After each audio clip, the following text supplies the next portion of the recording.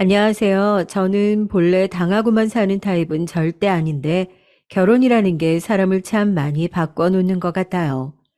영등포구에 살고 있는 30대 후반의 주부로 얼마 안 있으면 마흔이 되는데요. 어찌 보면 아직 제 기준엔 어린 나이라고 믿고 싶지만 저는 꽤나 험한 일들을 많이 겪었어요. 속된 말로 죽으면 끝나나 했더니 그것도 아니더라고요. 일단 저는 결혼을 아주 일찍 한 편이랍니다. 아마 시댁 삼형제 며느리 중 가장 어린 나이에 들어왔을 거예요. 제 남편은 삼남매 중 장남이었고요. 요즘 세상에 이게 다 뭔 문제인가 싶지만 저희 시댁은 아니더라고요. 어머니는 결혼한 지 얼마나 됐다고 초반부터 날 서게 말씀하셨습니다. 아니, 근데 너는 어떻게 된 게, 뭐 하는 애냐? 결혼했으면 일찍 일찍 애를 낳아야지. 아, 저희 아직 신혼인데요, 어머니. 신혼은 무슨 얼어 죽어. 결혼을 했으면 빨리빨리들 애들 낳고 먹고 살 걱정들을 해야지. 무슨 놈의 신혼이야? 누가 그런 걸 만들었대?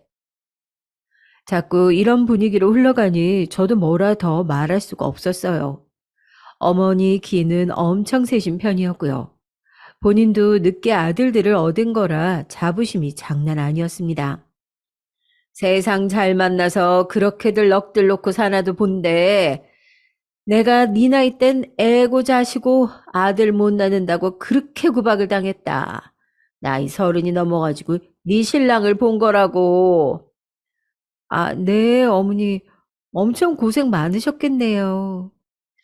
그럴 게 아니라 얼른 떡두꺼비 같은 손주를 낳아서 데려와야 될 거 아니야, 어? 어머니, 그만하세요. 아, 그런 거 우리가 알아서 하니까. 아, 일단 장가라도 갔으니까 어머니는 한시름 놓은 거 아니야. 나 말고 저 녀석들 아직도 장가 안 갔는데, 아, 왜 이렇게 들볶는 거예요? 남편은 보다 못해 제 편을 들어주긴 했습니다만, 이 사람은 아주 어머니 앞에 착한 아들이었거든요. 장남이라 온갖 착한 역할은 다 하고, 그냥 효자 그 자체였다고나 할까요? 그걸 아셨는지 어머니는 저한테 그렇게 몰래 몰래 전화를 하셨어요. 네 남편처럼 착한 사람 없어. 어디 가서 저런 신랑을 얻냐? 우리 승현이 같은 애 진짜 없다. 네, 어머니 저도 잘 알고 있어요. 너 어디냐? 나 지금 낮에 국수 먹은 거 얹혀서 아주 아프다. 너 집에 와서 좀 챙겨라. 저 어머니 국비 지원카드 받아서 뭐 배우러 왔어요. 저도 얼마 안 있으면 일해야 돼서 학원 다니면서 공부해야 돼요. 아이고, 애는 안 낳고. 세상에, 진짜 어쩜 너는 이렇게 치멋대로냐? 저희 다 때 되면 나을 거예요. 너무 걱정 안 하셔도 돼요, 어머니.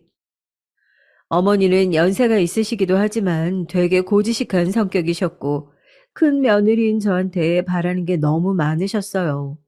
하지만 저도 한 고집하는지라 마냥 다 받아들이진 않았답니다.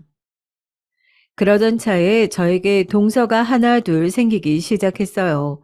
어머니로서는 평소 안 그래도 저를 마음에 안 들어 하셨는데 동서 앞에서 제 험담을 하시더군요. 아이고, 이제 며느리 좀 내가 있는 것 같다. 그네는 도통 애가 살갑지를 않아가지고 얼마나 뚝뚝 끊어지고 말을 안 이쁘게 하는지 뭔 며느리가 아니라 그냥 아들이 하나 더 붙어 있는 것 같다니까. 아, 어머니 아니에요. 형님도 그만큼 어머니를 위하는 마음은 같으실걸요? 다 똑같은 거죠, 뭐. 저에게 있어서 동서, 그러니까 동서가 둘이거든요. 그러니 큰 동서, 작은 동서라고 부를게요. 우선 큰 동서가 먼저 시집을 왔고요. 여기는 이미 결혼 전에 임신을 한 상태였어요. 어머니가 상견례 때 얼마나 반기시던지 저 들으라고 하시는 소리 같더라니까요. 이렇게 금쪽 같은 선물을 갖고 시집을 와주니 얼마나 고마워. 글쎄. 내가 우리 큰며느리는 아기가 한참을 안 생겨서 걱정을 했잖아. 아 참. 지금도 애가 없어요. 애가 안 들어선다니까. 저는 이때 얼굴이 정말 너무 시뻘개져서 그냥 모든 치부가 다 공개되어 밖에 뇌 걸린 사람처럼 민망해졌어요. 오히려 큰 동선의 친정 부모님들이 제 눈치를 보고 어쩔 줄 몰라 하시더군요. 그때 큰 동선은 변죽 좋게 분위기를 맞춰줬고요. 아, 그래도 저를 이렇게 예쁘게 맞아주시니 너무 좋아요, 어머니. 저는 어머니한테 혼날까봐 인사 오기 전에도 너무 걱정 많이 했거든요. 저희 엄마도 엉엉 우셨다니까요. 아이, 그게 왜 울고 혼날 일이야. 너무너무 잘한 거지. 하여간 우리 새애기 너무너무 잘했어요. 아유, 내가 아주 칭찬해. 이렇게 훈훈한 분위기 안에 저만 건조한 표정으로 나물만 질겅질겅 씹고 있었어요. 늘 눈치 보고 우유부단하게 그지없는 남편에게 저는 이 부분들이 힘들다고 말했죠. 솔직히 어머니한테 말하는 게 어때? 우리 친정에선 이걸 언급하지 않는데 왜 나만 고통을 받아야 돼? 당신만 고통이 어쩌고 아니라 나도 말하기 괴롭지. 근데 어머니 진짜 들어 누우실지도 몰라. 그럼 당신만 실컷 좋은 아들 역할하기 위해서 나는 이렇게 견뎌야 돼? 결혼은 4년 차까지 애가 안 들어서는 며느리 노릇을 왜 나만 뒤집어 써야 되냐고. 그게 아니라 아, 나도 당신한테 참 미안해. 근데 어떡하겠어. 내 입장 좀 생각해 주라. 막말로 당신은 어리니까 다들 그러려니 하고 기다려 주잖아. 어린 게 무슨 상관이야. 당신이랑 나이 차이 4살밖에 더 나? 우리가 무슨 20살씩 차이가 나냐고. 남편은 더 얘기하다가 괴로웠는지 더 말을 못 하더라고요. 제가 그나마 참고 사는 건 이 사람이 자기 엄마한테만 효자인 건 아니었고요. 저한테도 마찬가지로 유순하고 착한 남편이긴 했어요. 그러니 가운데 껴서 이런 상황을 보느라 더 마음고생이 심했나 봐요. 그런데요, 저도 제 딴에 노력 많이 했답니다. 여보세요? 동서. 그래, 지금 집에 있어? 나 잠깐 그쪽 지나는 길인데 뭐 좀 주고 가려고. 어머, 형님, 무슨 일이세요? 저 지금 배가 너무 땡겨서 계속 누워 있었어요. 움직이기도 힘들어서요. 나는 임신 안 해봐서 모르지만 사람들 말로는 많이 고생한다고 하더라. 그래서 좀 편하게 먹을 것들 갖고 왔어. 누룽지탕이랑 김치 좀 갖고 왔는데 한 10분 뒤에 들려도 돼? 어머머, 그럼요, 그럼요. 너무 감사해요, 형님. 저는 어머니와 사이는 좋지 않았어도 최대한 제가 할 수 있는 노릇은 다 하고 싶었어요. 그래서 동서도 신경 써주려고 노력했던 거고요. 그러다가 출산일이 다가왔는데 어머니는 저를 더 구박하시는 거예요. 그네 네가 좀 도와줘야 되는 거 아니냐? 쟤 애 낳고 한동안 집에 못 온다더라. 지 친정 들어가 있는다는데 아이 그러면 나는 우리 손주를 못 보잖아. 그러지 말고 네가 둘째네 들락날락 거리면서 좀 봐줘봐라. 아유 그러면 나도 수시로 갈 수 있잖아. 그건 동서랑 협의가 되셔야죠, 어머니. 저만 무작정 왔다 갔다 할 수는 없어요. 그리고 저도 일이 있어서 안 될 것 같아요. 아유, 너는 언제쯤 내 뜻대로 맞춰주고 살래? 맨날 그렇게 네 멋대로 하고 싶은 거 다 하고 살 거냐? 저는 어머니랑 말을 길게 섞으면 끝에는 결국 화가 나 버리니까 꼭 그 자리를 피했답니다. 그러지 않고서 참아낼 수가 없었어요. 그렇게 동서는 출산을 했고 실제로 1년 가까이 친정에 있는 사이 막내 서방님도 드디어 결혼을 하게 됐죠. 어머니로서는 연이어 경사가 아닐 수 없었답니다. 아이고, 우리 막둥이도 드디어 장가를 가네. 다들 어쩜 이렇게 이뻐 죽겠냐. 우리 새로 들어온 셋째 며느리도 너무 이쁘다. 내가 아주 그냥 복이 많아. 근데 저랑 말이 그나마 통했던 큰 동서가 없는 사이 막내 동서가 들어왔는데 저랑 나이 차이가 조금 있었거든요. 그래서인지 몰라도 엄청 안 맞았어요. 안녕하세요, 형님. 제가 오늘 여기서 해야 될 게 뭘까요? 그야 여기 일단 정리하고 파랑 다듬으면 돼. 이따가 큰 동서도 애기 데리고 올 거니까. 아, 칼은 어디 있는데요? 저기 부엌 하부장 열어보면 있을 거야. 금방 찾을 수 있을 텐데. 잘 안 보이는데요? 어디 있는데요? 형님이 같이 좀 찾아주세요. 이러니 저도 답답하기 짝이 없었고, 묘하게 둘이 안 맞는 성격이었어요. 여기도 썩 친절한 성격은 아니라서 어머니한테 은근히 딱딱하게 굴더라고요. 어머니, 저 허리 디스크 있어서 너무 아파요. 저 계속 서 있으면 다리부터 다 마비 오는데, 소파에 좀 앉아 있을게요. 어? 그래, 그럼. 일단, 거기 앉아 있어라. 젊은 애가 그렇게 약해갖고 쓰겠니? 디스크인데요? 저 수술까지 했어요. 잘 못 걸을 정도인데 조심해야 돼요. 막내 동서는 이제 막 20대 중반이라지만 그런 거 치고도 하고 싶은 대로 다 말을 하더라고요. 그땐 외려 어머니가 좀 불쌍해 보일 뻔했어요. 그런데 출산한 큰 동서가 다시 여기에 합류하고 난 뒤 모든 그림들이 달라지기 시작했답니다. 이상하게 아기를 낳더니 뭔가 많이 바뀐 모양이에요. 어머, 형님, 오랜만이에요. 그동안 잘 지내셨죠? 저 애기 돌 때까지 돌보는데 진짜 죽겠어요. 아기 낳기 전으로 돌아가고 싶어요. 에이, 마음에도 없는 소리 하지 마. 애기 낳아서 얼마나 좋아? 아니에요. 저는 형님이 진짜 부러워요. 저도 애 없이 그냥 남편이랑 나이 들었으면 좋을 텐데. 이런 말을 계속 어머니가 이 부근에 없을 때만 슬쩍 뱉고 빠지는 큰 동서가 좀 얄밉더라고요. 그런데 나중에 애가 엄청 울어대는데 갑자기 저를 부르는 거예요. 형님, 애기 한번 안아보고 싶으셨죠? 우리 민우 좀 한번 안아주세요. 제 이미 손타버려서 어른이 안아줘야만 잠을 자거든요. 한 번만 좀 안아주세요.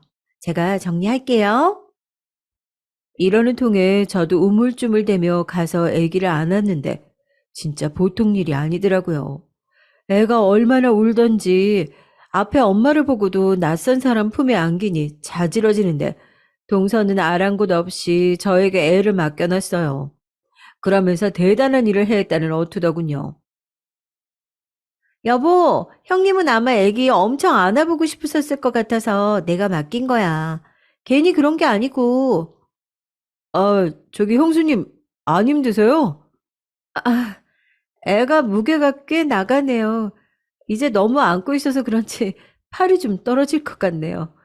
서방님이 이제 좀 받아주실래요? 아이, 네, 얼른 주세요. 이봐, 형수님 힘드셨잖아. 참, 저도 이때 듣고 있자니 기분이 좀 그랬어요. 자기가 뭔데 저한테 일일 애기 체험을 시켜주겠다는 건지, 왜 애를 덥석 안겨주었던 걸까요? 그날을 기점으로 해서 알게 모르게 큰 동서는 미묘한 기싸움을 벌이더라고요. 갑자기 원치도 않은 며느리들 단톡방을 본인이 띡 하고 만든 거예요. 저는 이런 자리 정말 불편했는데 말이죠. 형님, 동서, 곧 어머니 생신이니까 우리끼리 의견 모아야 될 것 같아서 사실 저번에 형님이 얘기하시긴 했는데 저 몸이 많이 안 좋아요. 애 낳고 맨날 안고 있어서 손목 나가고 여기저기 아프고 그래서 말인데 이번에 그냥 밖에 나가서 드시는 게 어때요? 나도 그 마음은 이해가지만 어머니 많이 서운해하실 것 같아. 이번에 막내 동서도 들어왔고 큰 동서도 민우 낳아서 데려왔잖아. 그 모든 걸 다 하고 싶을 텐데 갑자기 밖으로? 그럼 맘대로 못 있고 쫓기는 기분이라고 싫어하셔서. 그럼 어떡하죠? 막내 동서는 어떻게 하고 싶어? 셋이서 다 같이 해야 하는데 제가 빠지면 죄송하기도 하고요. 저야 형님들 원하시는 대로 할게요. 별로 상관없어요. 그러니 상황이 팽팽하게 흘러갔고 우리는 어쩔 줄 몰랐죠. 결국 결론이 안 나고 있으니 제가 딱 잘라서 말을 했습니다. 이번에는 어쩔 수 없이 어떻게라도 어머니 생신은 해야 할 것 같아. 대신 큰 동서는 많이 힘들다고 했으니까 그냥 과일식 닦고 상 닦고 정리하는 정도만 해줘. 나머지는 내가 막내 동서랑 일 나눠서 하도록 할게. 다 끝나고 우리 쉬도록 하자. 네, 알겠어요. 형님 말씀대로 할게요. 큰 동서는 제 말에 약간 빈정이 상했다는 듯 대꾸했고 평소에 제잘제잘 말도 많으면서 이날은 말을 툭 끊어버리더라고요. 그리고 웬만한 음식들은 다 준비해 갔는데 큰 동서는 심지어 이날 늦게 오기까지 했어요. 아기가 아프고 저도 어제까지 체해 있어서 죄송해요. 지금부터 제가 뭘 도우면 될까요?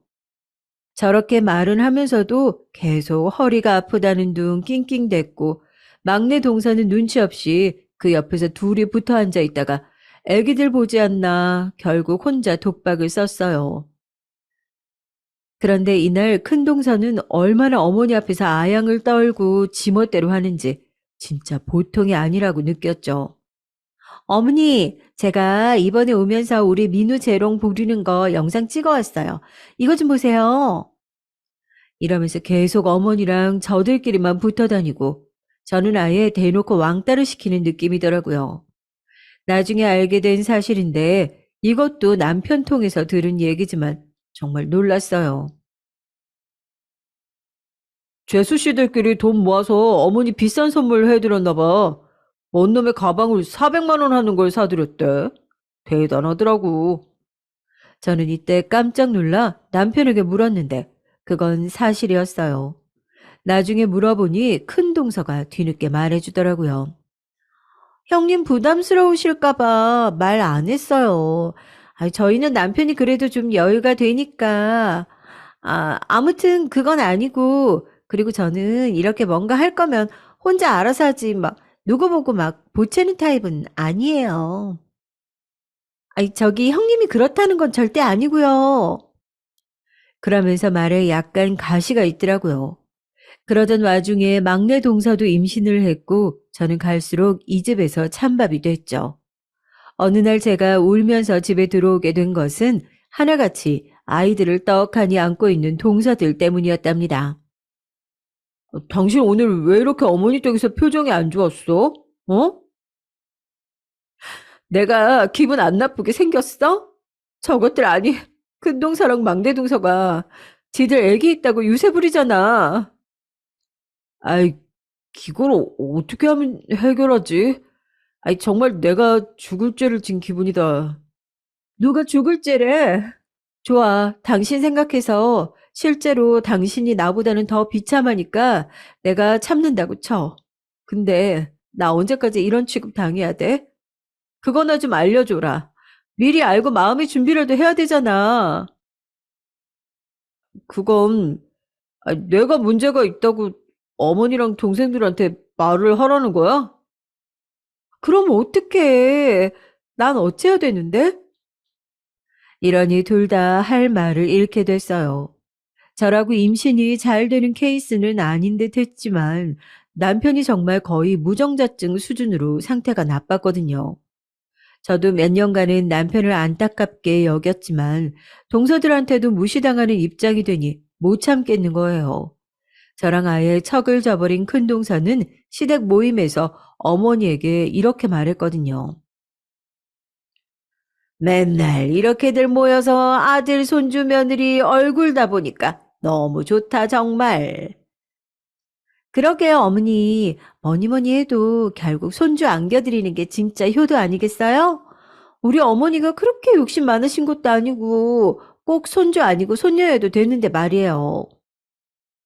이런 말을 저도 있는 자리에서 굳이 한다는 건 싸움을 거는 거잖아요. 아예 어머니는 이 말에 동의하시면서 면박을 주셨어요. 아유, 그러게 말이다. 그래도 니들이 엄청 효도하는 거야. 그럼 효도하는 거지.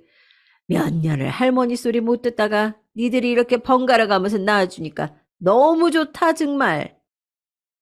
그날 큰 동서랑 작은 동서는 연달아 약속 시간보다 40분 넘게 늦게 왔고요. 심지어 과일 봉지들만 달랑달랑 지들 애기 먹일 것만 간신히 챙겨왔더라고요. 근데도 어머니는 아무 말도 안 하시는 거예요. 저한테만 하녀마냥 시키셨어요. 얘, 뭐하니? 얼른 가서 네 동서들 맞아줘라. 아이, 짐이 저렇게 한가득이다. 네가 손이 비었으니까 가서 얼른 좀 도와줘. 그러면서 자꾸 동서들의 잡일을 저한테 미루셨죠. 아예 등까지 찰싹 쳐대가면서 시키니까 너무 싫더라고요. 결국 남편이 참다 못해 이날 밤 자기 엄마한테만 전화해서 힘겹게 말을 했어요. 진짜 웃긴 게 뭔 줄 아세요? 어머니는 이후로 타박하시는 말들이 아주 쏙 들어갔답니다. 아유, 어쩔 수 없지 않니? 쟤도 뭔 사정이 있겠지 뭐. 아이, 남자들 나이 들면 다 힘든 거야. 둘째, 셋째 다들 어릴 때 장가 갔으니 괜찮지. 막상 본인 아들 문제라고 하니까 완전 감싸고 모른 척 하시더라고요. 그러면서도 저한테 전화하셔서 이렇게 말씀하셨어요. 저기, 네 남편 몸이 좀 그렇다고 해도 너 절대 눈치 주고 주눅 들게 하면 안 된다. 남자는 아주 생명이 달린 거랑 똑같은 거야. 그 여자가 자꾸 무시하고 불같이 화내면 엉망되는 거라고. 그런 어머니도 생전에 아버님을 그렇게 쥐잡듯 잡고 사셨다더니 본인 아들이 당하는 건 싫으셨나 봐요. 저는 그 말마따나 이 부분이 해소된 이후 남편과는 정말 조금도 싸울 일이 없었습니다. 그런데 말이에요. 안 그래도 비실비실하고 건강이 안 좋고 늘 간이 안 좋아 보인다는 말을 들었던 남편은요. 건강검진을 미루고 미루다 갑작스런 빈혈로 쓰러지고 난 뒤 회사에서 응급실까지 실려가게 됐어요. 아, 이게 무슨 일이야? 쓰러졌다니? 어디 부딪힌 게 아니고? 저도 가봐야 알아요, 어머니. 일단 병원으로 오세요. 그렇게 택시로 내달려서 도착한 병원에서 남편은 몸이 너무 힘들어서 어쩔 줄 몰라 하더군요. 얼굴도 수척해지고 멀쩡히 밥 먹고 나갔던 사람을 병원에서 맞이하니 이상한 기분이었습니다. 어머니는 이 순간도 제 탓을 했고 동서들도 동정 섞인 빈정을 저에게 보냈답니다. 이것들을 사람이라고 볼 수 있을까요? 아주버님 많이 편찮으셔서 어떡해요? 매번 그렇게 힘들게 일하시더니 너무 지치시겠다. 우리 남편도 아주버님 몸이 약한 타입이라고 옆에서 잘 챙겨줘야 한다고 하시더라고요. 그러게 말이다. 아유, 같이 사는 사람이 잘 챙겨줘야 하는 건데 원. 결국 이들은 다 저렇게 손가락질을 하고 싶어 했고요. 그렇게 누굴 탓하고 있을 때가 아닌데 이것들이 여유를 부리고 있다가 결국 한 사람을 그렇게 하늘에 보내게 되었답니다. 우리 남편은 정말 거짓말처럼 아직도 저는 그렇게 시간이 지났는데도 잘 못 받아들이고 있는데요. 아무튼 어느 날 정말 거짓말처럼 제 옆을 떠났어요. 저는 장례 때 정말 미친 여자처럼 어머니랑 싸웠답니다. 제 안에 그렇게 우라가 가득 차 있는지 처음 알았어요. 뭐요? 제가 뭘 못해서 잘못해요? 저 때문에 자식을 못 봤다고요? 어머니 다 알고 계시면서 그 사람이 원인인 거 알면서 그러시는 거예요? 아, 그게, 아니, 너 지금 그걸 이 자리에서 할 말이라고 하냐? 그럼 뭐요? 저는 뭐 마음이 편한 줄 아세요? 대체 어머니 아들이 몇 년을 저랑 지낸 줄 아세요? 어머니 못지않게 저도 슬퍼요. 꼭 이런 자리에서 아쉬운 걸 다 저한테 뒤집어 씌우셔야겠어요? 어머, 형님, 그만하세요. 어머니 속상하신데. 동서가 뭔데 껴들어, 지금. 나보다 제정신 아닐 수가 있어? 빠져. 어머, 이 형님 무서우시다. 저는 완전히 이들 사이에 껴서 어정쩡한 원망과 조롱을 받고 정말 죽을 맛이었어요. 아들도 병으로 보내놓고 왜 며느리인 저까지 더 피를 말려서 보내려고 드는 걸까요? 그러고는 저는 얼마 뒤에 돌아와 남편과 살던 짐들을 조용히 정리했어요. 어머니는 이때 장례식장에서 저랑 뒤엉켜 싸우셨던 게 내심 양심에 찔리긴 하셨나 보더군요. 뒤늦게 이렇게 연락이 왔어요. 집은 그대로 내두고 살아라. 가끔 가서 우리 아들 지내던 흔적이나 볼란다. 너 없어지면 그 집까지 없어질까 싫다. 아들 못 만날까 무섭다. 도통 무슨 말인지 밑도 끝도 없이 이해가 하나도 안 되는 내용이었지만 제가 받아들이기엔 어머니가 나름 애둘러 사과하고 있다고 느껴졌죠. 왜냐하면 남편이 통원 치료를 할 무렵엔 저를 원망하셨거든요. 새끼도 못 보고 저렇게 젊은 나이에 몸져 누울 줄 누가 알았다니. 어떻게 그런 것까지 네 애비를 쏙 닮았냐. 아유, 그래도 네 아비는 자식이라도 줄줄이 보고 갔지. 어쩜 새끼복도 없고 처복도 없고. 아유. 지금 저 얘기하시는 거예요, 어머니? 어떻게 본인 아들도 문제 있는 거. 아니, 됐어요. 다 둘째 치고 좋아요. 그럼 저희가 애가 있었으면 그렇게 어머니 뒤치다꺼리 할 수 있었을까요, 평소에? 동서들은 애들 있다고 이 핑계 대고 저 핑계 대고 허구한 날 못 왔잖아요. 아니, 이게 진짜, 지 남편 평상이 저러고 있는데 바득바득 따질 일이냐? 형님, 저도 옆에서 듣고 있기 거북하네요. 저희가 핑계를 대다니요. 동선 더 이상 나대지 말고 가만히 있어. 듣기 싫으니까. 그리고 우리는 점점 험악한 상태까지 갔었고, 그러다 장례를 치르고 어머니는 결국 한풀 꺾이신 거예요. 그래서 제가 예의상 시댁 단톡방에도 조용히 머무르고 있었는데요. 그걸 알고 있는 동서들은 좀이 쑤셔서 미치겠나 봐요. 우리 셋이 나란히 모인 단톡방을 또 만든 거 있죠? 진짜 그놈의 단톡방 다 없애버리고 싶어요. 형님, 저희 이번에 아기 데리고 어머니 댁 가려고 하는데 같이 가실래요? 혼자 계시기 적적하시잖아요. 난 괜찮으니까 신경 쓰지 말고 일 봐. 형님 얼마나 힘드시겠어요. 저희랑 같이 맛있는 거 먹으러 가요. 제가 무슨 남편이랑 잠깐 떨어져서 어디 유학 가 있는 사람도 아니고 큰일 겪었는데 아무렇지 않게 말을 하더라고요. 일단은 지켜봤는데 이것들 머리 굴리는 소리가 다 저에게 들릴 정도였어요. 그 와중에 저한테 또 뭔가 일을 넘길 생각들을 하고 앉았더라고요. 어머니도 많이 힘드신 것 같아서 다 같이 식사라도 하고 얼굴 보면 조금 나아질 것 같아서요, 형님. 그러면서 음식 메뉴를 뭘 정하고 만들고 얘기를 하고 앉았길래 저는 딱 잘라 말했어요. 그리고 본격적으로 아주 큰 싸움이 되었답니다. 있잖아, 동서들. 내 입장이 뭔지 생각을 못하는 것 같아. 어머니 입장만 생각해야 되는 거야, 지금? 나 남편 보낸 지 얼마 되지 않았어. 내 감정 추스리기도 힘들어. 이런 말 내가 해야 돼? 형님, 저랑 막내 동서는 형님도 생각해서 이렇게 한 거예요. 지금 집에 혼자서 지내고 계시니까 힘드실 것 같아서. 그러지 말고 여럿이 있는 곳으로 나오시게 하려고요. 이게 잘못인가요? 그렇게까지 나를 생각해주고 진심인 사람이 지금 그렇게 나한테 따박따박 따지고 있어? 동서가 내 입장이면 서방님이랑 사별한 지 얼마나 됐다고 내가 모임하자고 하면 순순히 나올래? 형님 뭔가 오해가 있으신 것 같은데요.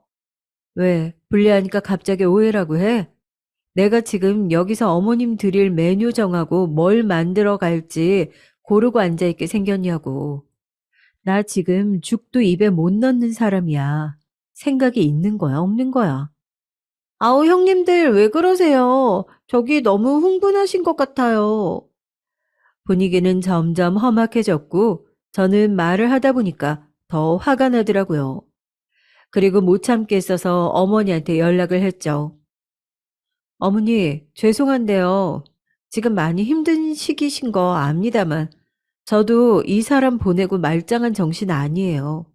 그래서 말인데 한동안 어머님 댁에서 모임이 있다든지 동서들과 만나야 하는 스케줄은 피하고 싶네요.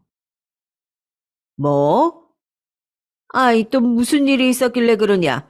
그냥 너는 진짜 머리 아프게 왜 그래? 나를 왜 이렇게 괴롭히냐고.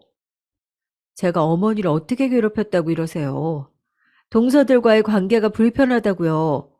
어머니는 이해가 안 되시겠지만 아들 잃은 어머니도 힘드시지만 남편 잃은 저도 괴롭다고요.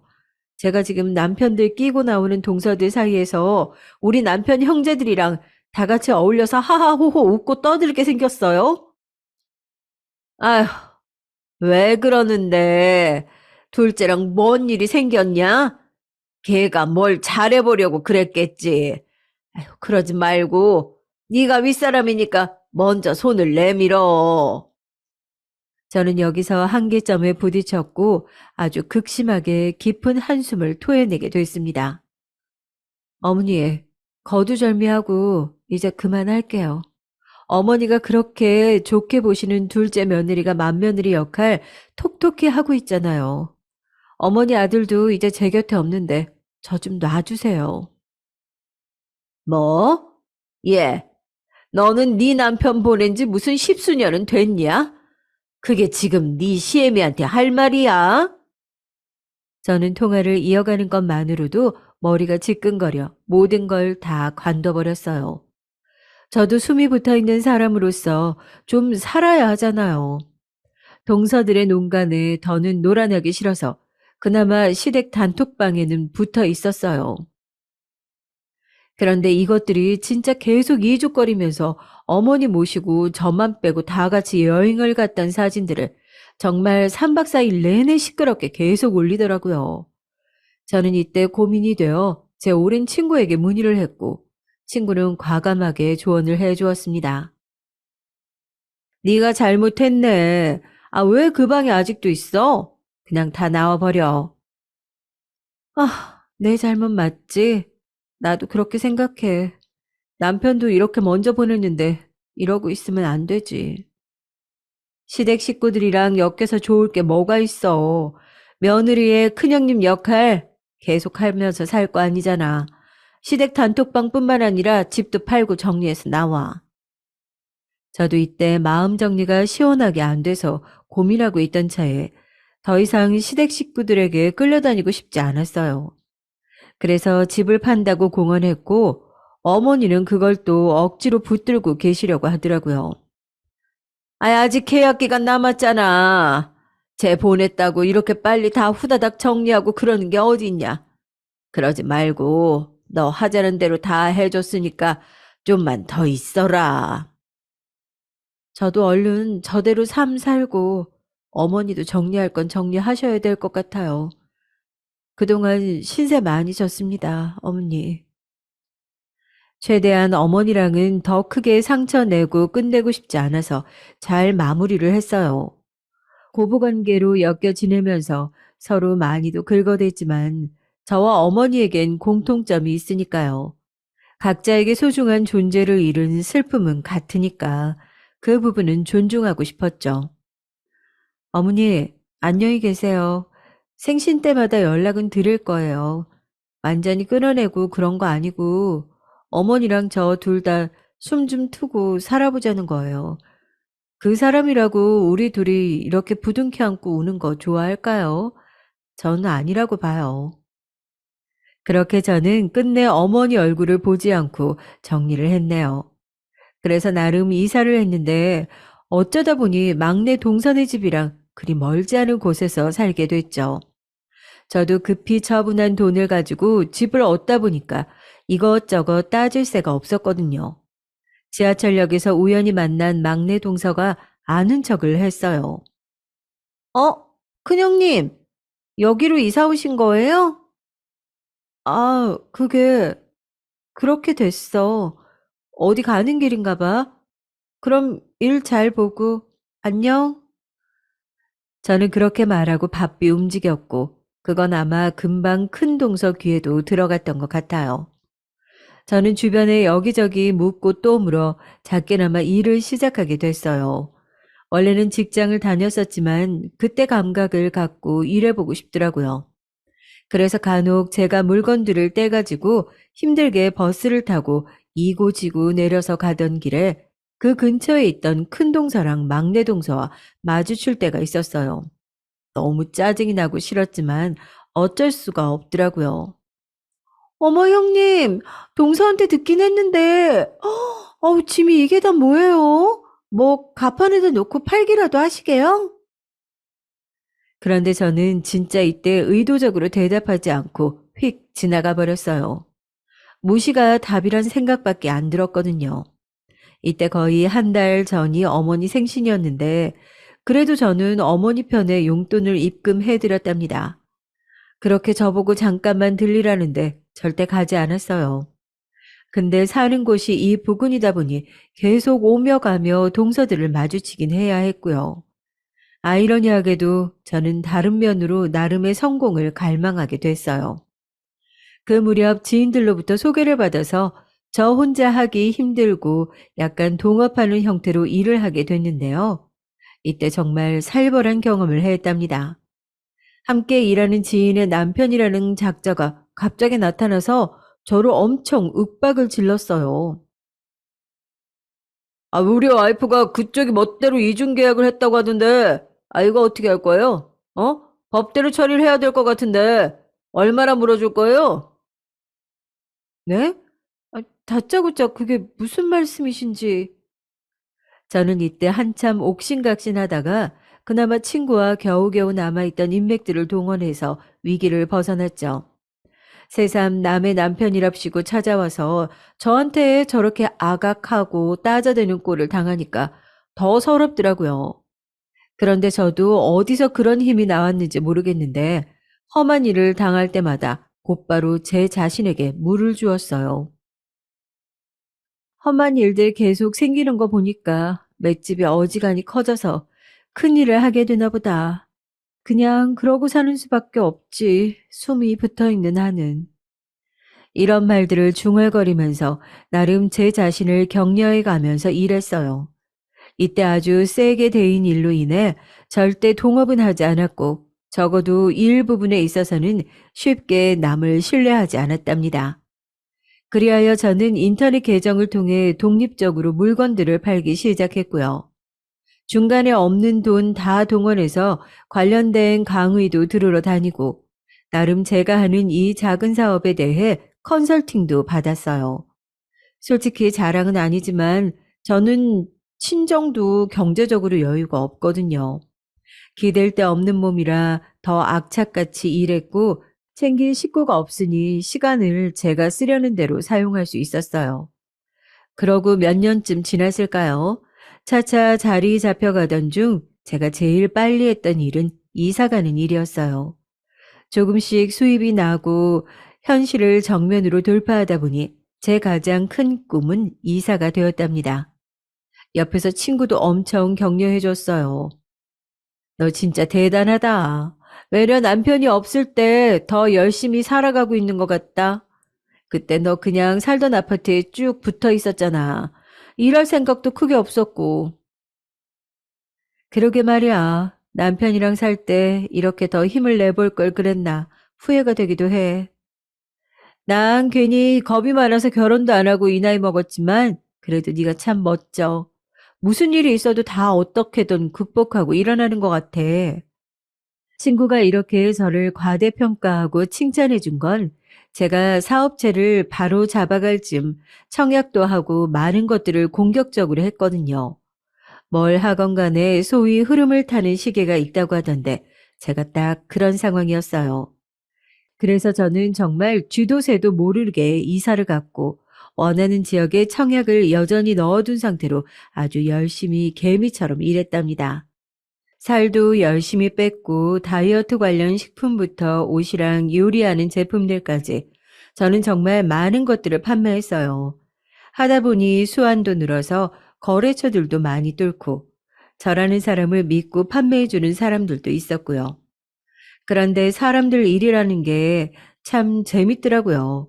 이 와중에 제가 판매하는 물품에 관심을 기웃거리는 이들 중 큰 동서와 막내 동서가 슬쩍 보였어요. 이 둘은 서로 인터넷 게시판 안에서 나름 자기네들 사생활을 공개해 놓고서 사는 것들이라 한눈에 판별이 되었답니다. 하지만 저는 자세한 제 신상은 숨기고 판매를 하고 있었기 때문에 이것들이 저의 정체를 파악할 수는 없었어요. 그러면서 큰 동서가 써대는 글들을 보니까 진짜 가관도 아니더라고요. 참, 여기서 큰 동서가 지칭하는 1등 주부라는 말은 인터넷상에서 활동하는 제 별명이에요. 어머머, 1등 주부님, 이번에 판매해 주시는 거 정말 요긴하게 잘 샀어요. 남편이 저보고 애 둘 낳고 살쪘다고 구박하고 본인도 돼지같이 팍팍 쪄가지고서 엄청 싸웠거든요. 1등 주부님 왠지 마스크 벗으시면 외모도 엄청 예쁘실 것 같아요. 몸매도 부럽고요. 저한테 엄청 아부하듯이 글을 쓴 거예요. 진짜 한심하기 짝이 없더군요. 그 글을 확인하면서 큰 동서의 현재 모습을 건너 건너 사진으로 봤는데 확실히 저랑 마지막으로 봤을 때보다 10kg은 더 쪄 보였어요. 이들은 제 근황을 모르지만 저는 몰래 몰래 이렇게 체크를 하면서 지냈어요. 그리고 나름 어머니랑은 연락을 조금씩 하면서 지냈는데 어머니가 이번에는 간만에 제발 오라고 사정을 하시더라고요. 내가 나이 먹을 만큼 먹었다지만 암만 그래도 사는 낙이 없어서 너무 없다. 자식을 보냈으니까 내가 뭐가 그렇게 재밌고 맛이 있겠니?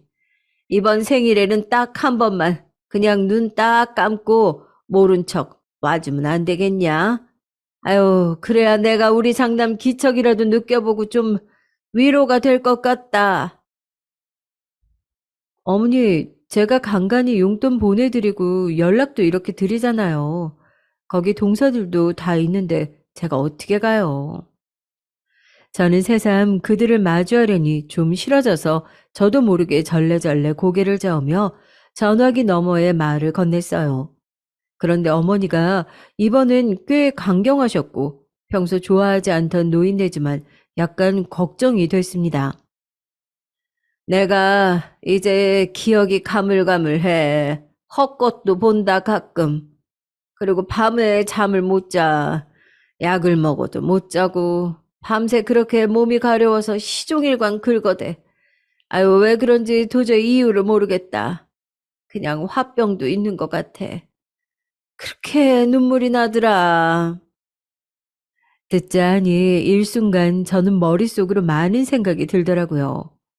치매라도 오신 게 아닌가, 아님 당뇨인가, 여러 생각이 오갔어요.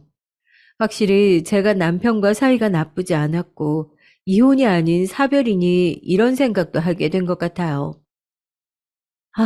어머니, 제가 자주 갈 수는 없으니까 이번 한 번은 갈게요. 저도 일하느라 바빠서 오래 머물지는 못해요. 그래, 네가 와주기만 하면 나는 바랄 게 없다, 진짜. 제발 와다오. 하도 이렇게 사정을 하시니 저는 정말 수년 만에 시댁에 방문하게 됐습니다. 여전한 집인데 남편과 드나들던 생각이 일순간 몰려와서 살짝 뭉클하긴 하더라고요. 그리고 거기서 저를 그렇게 괴롭히고 못 잡아먹어서 안달이던 동서들을 만났어요. 그런데 참 재밌는 게요. 사람이 상황이 변하고 환경이 달라지면서 그전보단 숨통이 트이니 이전보단 약간 콧노래가 나오더라고요. 그렇다고 빈정거린 건 아니고요. 안녕 동서들. 그간 잘 있었나 봐. 되게 놀래네. 나 어머니가 부르셔서 온 거야. 내가 오려고 온 거 아니야. 아, 네, 형님. 오랜만이시네요. 누구요? 큰형님? 어머, 진짜네? 어머머머, 그런데, 어머, 살을 많이 빼셨네요. 되게 말라지셨네요. 어, 동서들도 잘 지냈지? 그런데 여기서 큰 동서는 제가 사진으로 확인한 것보다 훨씬 더 후덕해진 주제에 눈을 부릅뜨곤 또 비꼬는 거예요. 마음이 이렇게 못돼 먹었으니 일이 잘 안 풀리겠죠. 얼굴만 봐도 사람은 확실히 40 언저리쯤 가면 인생이 보여지는 것 같아요. 마음고생이 어지간히 심하셨나 봐요, 형님. 그래서 이렇게 살이 쭉쭉 빠지셨구나. 얼굴도 쾌히해지신 것 같고요. 아니, 나 마음고생 안 했는데? 정리하고 나와서 잘 살고 내 할 일 하면서 재밌게 살아. 얼굴 훨씬 좋아졌다고들 그러던데. 그런 말은 지금 동서한테 처음 듣는다. 그래요? 그렇구나. 이렇게 머쓱해 하더니 계속해서 저를 위아래로 훑어보더라고요. 지들보다 몸의 반은 줄어있는 데다가 옷도 제대로 차려입고 갔으니 신경이 쓰이는 모양이었어요. 와중에 서방님들도 쭉쭉 들어와서 인사하셨고요. 형수님, 진짜 몰라 뵀어요. 와, 몸이 반으로 홀쭉하게 줄어드신 것 같네요. 어디 아프신 건 아니죠? 봐봐요, 형님. 우리 남편도 이렇게 말하잖아요. 형님 너무 살이 빠지셔서 아파 보인다니까요. 아니, 난 그런 뜻 아닌데? 형수님이야 원래 미인이셨지만 더 연예인 같아지셨다. 아유, 얼굴이 더 좋아지셨네요. 그쵸? 열심히들 잘 살아가야 되는 것 같아요. 저희 엄마는 여전히 힘들어 하시거든요. 제가 돌봐드리지도 못하고. 평소 원체 눈치 없고 사람 착하기만 한 서방님은 제 칭찬을 해주었고, 저는 얄미운 큰 동서 말은 스리슬쩍 무시해 줬죠. 그러고 다 같이 둘러앉아 식사를 하려는데 제 딴에 어머니가 좋아하실 만한 음식을 꺼냈답니다. 당연히 어머니는 이날 저를 오랜만에 보신 데다가 용돈도 두둑히 드렸고, 제가 온 게 너무 좋으셨는지 연신 손을 잡으셨어요. 그런데 이때 어머니 표정도 뭔가 멀쩡해 보이지 않고 되게 피곤해 보이시더라고요. 어머니, 뭔가 어디 불편하세요? 왜 그러세요? 그런데 큰 동서와 막내 동서는 아니라고 하면서 바로 나서는 거예요. 어? 어머니, 여기 누워보세요. 왜 그러시지? 어머니, 내가 볼 땐 치매 증상이나 당뇨도 있으신 것 같던데, 자기들은 그런 거 못 느꼈어? 글쎄요. 어머니도 그냥 괜찮다고 하셔서. 아무튼 어머니는 눕혀드리고 난 뒤 조금 주무시게 하고 저와 동서들은 전부 거실로 나왔어요. 하도 어색해서 할 말이 없는 와중에 큰 동서가 또 꼬치꼬치 캐묻더라고요. 형님은 그때 막내 동서네 쪽 집에 사시지 않았어요? 이사 가신 지 꽤 된 거 맞죠? 아니, 동서가 그쪽 골목에서 봤다고 하더라고요. 저도 그 골목에서 형님 뵀는데 거기쯤 사시던 거 맞죠? 저는 그 어둡고 좁은 집이 떠올라 일순간 미간을 찡그렸지만 우선은 대답을 했어요. 맞아. 거기서 살았었지. 근데 이사 갔어. 어라, 어디로요? 안 그래도 동서가 못 본지 엄청 오래됐다고 했거든요. 저는 침을 한번 꿀꺽 삼킨 뒤 오픈을 해야 하나 말아야 하나 고민하며 입을 열었어요. 그리고 정말 3초도 안 되어 거실이 시끄러워졌답니다. 저기 강남에 별별 아파트로 들어갔어. 가, 잠깐, 아니, 뭐요? 나 웃겨서 말이 안 나오네. 형님이 강남 별별을요? 어떻게 웃으면 안 되는데. 참나. 뭐야, 그 반응은? 웃기다고? 그러자 계속 제 맞은편에 앉아있던 막내 동서까지 몸을 앞으로 숙여대면서 낄낄대고 웃는 거예요. 아니, 저희가 무슨 죄가 있다고. 아휴, 안 본 새 농담이 많이 늦었네요. 그렇잖아요. 와, 저렇게 대놓고 그 아파트 산다고 말하는 사람 진짜 처음 봐요. 인터넷이랑 TV로만 봤지만 형님 진짜 그새 많이 성격 변하셨다. 저는 숨을 크게 들이마시고 이것들의 행태를 지켜봤어요. 아니, 솔직히 뭐 불가능한 일은 아니네. 그치? 형님 혼자 사시니까. 하여간 저기 돈 많은 할아버지 남자친구라도 있으신 거예요? 그래도 우리 나이가 그렇게 먹힐 나이가 아닌데. 아, 설마 아니죠? 뭐? 뭔데? 할 말 있으면 해봐. 아니, 진짜 농담이에요, 형님. 화내시면 안 돼요. 뭐랄까, 꽃뱀이나 뭐 방울뱅이나 뭐 이런 거 있잖아요. 이런 거 하면 가능하겠는데, 그러기엔 형님이나 우리 나이가 너무 많잖아요. 그래도 강남 사는 할배한텐 먹히려나? 동서 지금 말 다 했어? 뭐가 어째? 아우, 그러게 농담 좀 작작하시지. 저는 이때 자리를 털고 일어나 옆에 있던 쇼핑백에서 택배 봉투를 몇 개 꺼냈어요. 안 되겠다. 간만에 만나서 선물이라도 주려고 했더니. 네? 저는 저를 까내리지 못하면 병이라도 걸릴 것 같은 이 둘에게 택배 봉투 2개를 휙 던졌어요. 있잖아. 그렇게 인터넷상에서 언니 언니 하면서 따르더니 이렇게 자꾸 귀엽게 나 약 올릴 거야? 우리 아는 사이들이잖아. 나 말이야, 나. 그 1등 주부. 그 사람이 나야. 마스크 쓰고 나와서 다이어트 식품 팔고 생필품이며 옷 다 팔고 이웃들 10만 명에 작년에 강남 아파트 청약된 그 사람. 그게 나라고. 이렇게 말해놓고 저도 새삼 너무 유치했나 싶어 그 둘을 봤는데 큰 동서와 막내 동서 얼굴에서 이미 웃음기가 사라졌어요. 그리고 지들 앞으로 떨어진 택배 봉투, 아마 저한테 많이 주문들 하고 샀었을 그 다이어트 음료와 쫄쫄이 스타킹이 담긴 회사 로고가 있는 스티커들을 확인한 것 같더라고요. 제 다리로부터 얼굴까지 시선이 쭉 타고 스물스물 올라오더니 그제야 상황 파악이 된 것 같았어요. 형, 형님이 1등 주부, 1등 주부, 그 강남 별별 아파트, 잠깐만, 진짜라고요?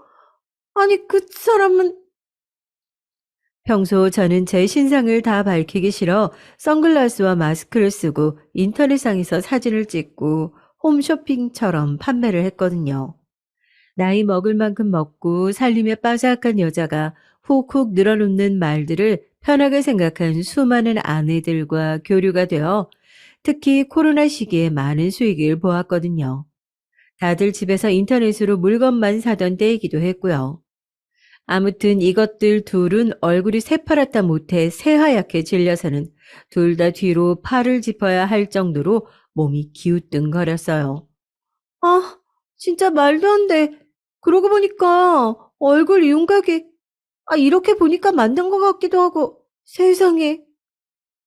아니, 웬만하면 내가 파는 것들 먹고 다들 악착같이 살도 빼고 예뻐지고들 하는데 자기들은 진짜 발전이 없다. 서방님들이 안 됐어. 맨날 그렇게 뒤에서 뭐 처먹으면서 남이 흉이나 보고 있으니 남을 깎아야 본인이 좀 괜찮은 것 같지? 뭐라고요? 나는 동서랑 비슷한 나이 먹고 강남 아파트 내 집 있고 지금 사업하면서 사는 게 재밌어 죽겠어. 그리고 뭐 할배랑 연애? 내키면 내 또래보다 더 어린 남자들도 줄을 선다. 하여간 못돼 먹은 말버릇 진짜 여전하네. 동서들 제발 그렇게 발전 없이 쭉 살다가 가라. 더 못 있겠다 진짜. 그럼 잘들 있어. 저는 그 자리에서 훅 하고 일어났고 그런 저를 동서들은 몇 번 곁눈질 하다가 끝내 제대로 못 쳐다보더라고요. 나중에 집으로 왔을 때쯤 그제사 막내 동서한테 연락이 왔는데요. 참 쟤들 사이도 부질없더라고요. 욕만 하면서 뭉쳐다닌 여자들의 인간관계란 정말 쓰레기만도 못한 것 같아요. 형님, 저기 잘 들어가셨나요? 다름이 아니라 아까 인사도 너무 제대로 못 드린 것 같아요. 이번에 큰형님이 그 말로만 듣던 1등 주부님이시라니까 너무 멋져요. 저는 절대로 큰형님을 약 올리거나 조롱하려던 게 아니에요. 혹시 괜찮으시면 따로 봬도 될까요? 대충 이런 식의 문자가 와서 저는 웃기지도 않아서 그걸 곧장 복사해서 큰 동서에게 보냈어요. 아마 지들끼리 쥐잡듯 전쟁이 일어나지 않았을까 싶네요. 남편이랑 사별하고 혼자 된 저를 그전부터도 긁어대고 이후에도 골려대더니 저 잘된 거 보고 눈이 시뻘개지고 한쪽은 또 다른 한쪽 배신하고 저한테 붙는 게 너무 웃긴 것 같아요. 이후로 저는 완연히 시댁에서 발을 끊었고 어머니의 근황은 서방님 통해서만 가끔 듣고 있을 뿐입니다. 제가 아무리 경제적으로 제법 쌓아 올려 살만해졌다지만 인생은 아직도 쉴 만한 조그만 자리를 내주지 않네요. 이런 성공이 있으면 저런 고민도 있는 거겠죠. 그래도 열심히 살아볼랍니다. 이 글을 쓰면서야 비로소 제 자신을 조금은 칭찬해 주게 되네요. 너무 고생 많았고 잘 살아왔다, 내 자신아. 앞으로도 이렇게만 가자. 그럼 모두들 건강하세요. 감사합니다. 안녕하세요. 저는 경기도 하남에 살고 있는 20대 여자인데요. 그냥 좀 많은 사람들에게 제 하소연을 하고 털어놓고 싶은 부분이 있어서 이런 곳에 사연을 보내봐요. 여기는 저처럼 마음이 힘드신 분들이 보내기도 하니까 저 역시 이쪽에 보내도 될 것 같아서 한번 적어봅니다. 저랑 결혼을 앞둔 예비 신랑, 요즘엔 줄여서 예랑이라고도 하지만 여기 어르신들도 많으신 것 같아서 그냥 남자친구라고 할게요. 아무튼 남자친구는 저에게 아주 지극정성으로 잘해주던 사람이에요. 보통은 그러니까 결혼까지 생각하고 다들 만나잖아요.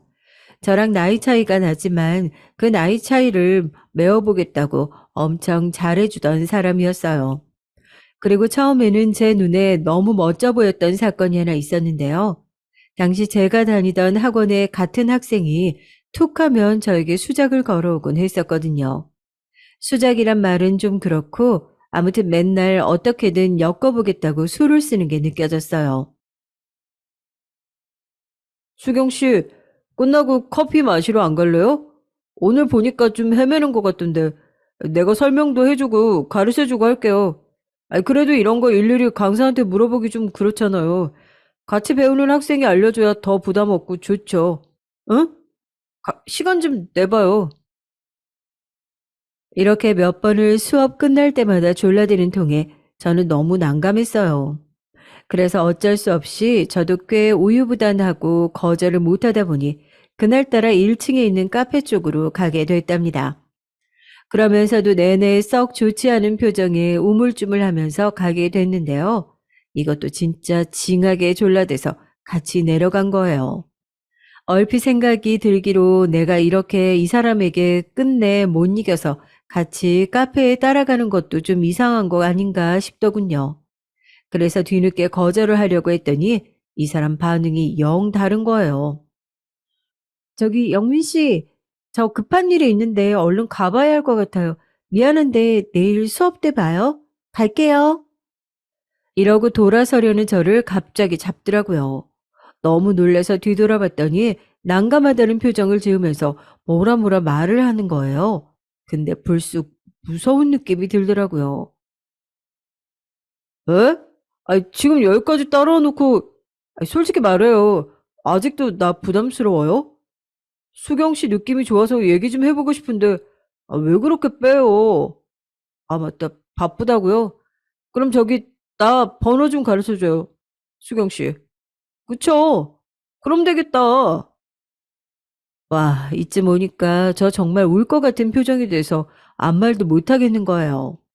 그런 저의 반응을 눈치챘는지 이 사람은 더 놔주질 않았어요. 어째 점점 무서워지기 시작했죠. 그런데 말이죠. 그때 휙 하고 날아든 목소리가 있었어요. 묵직한 남자의 목소리로 말이에요.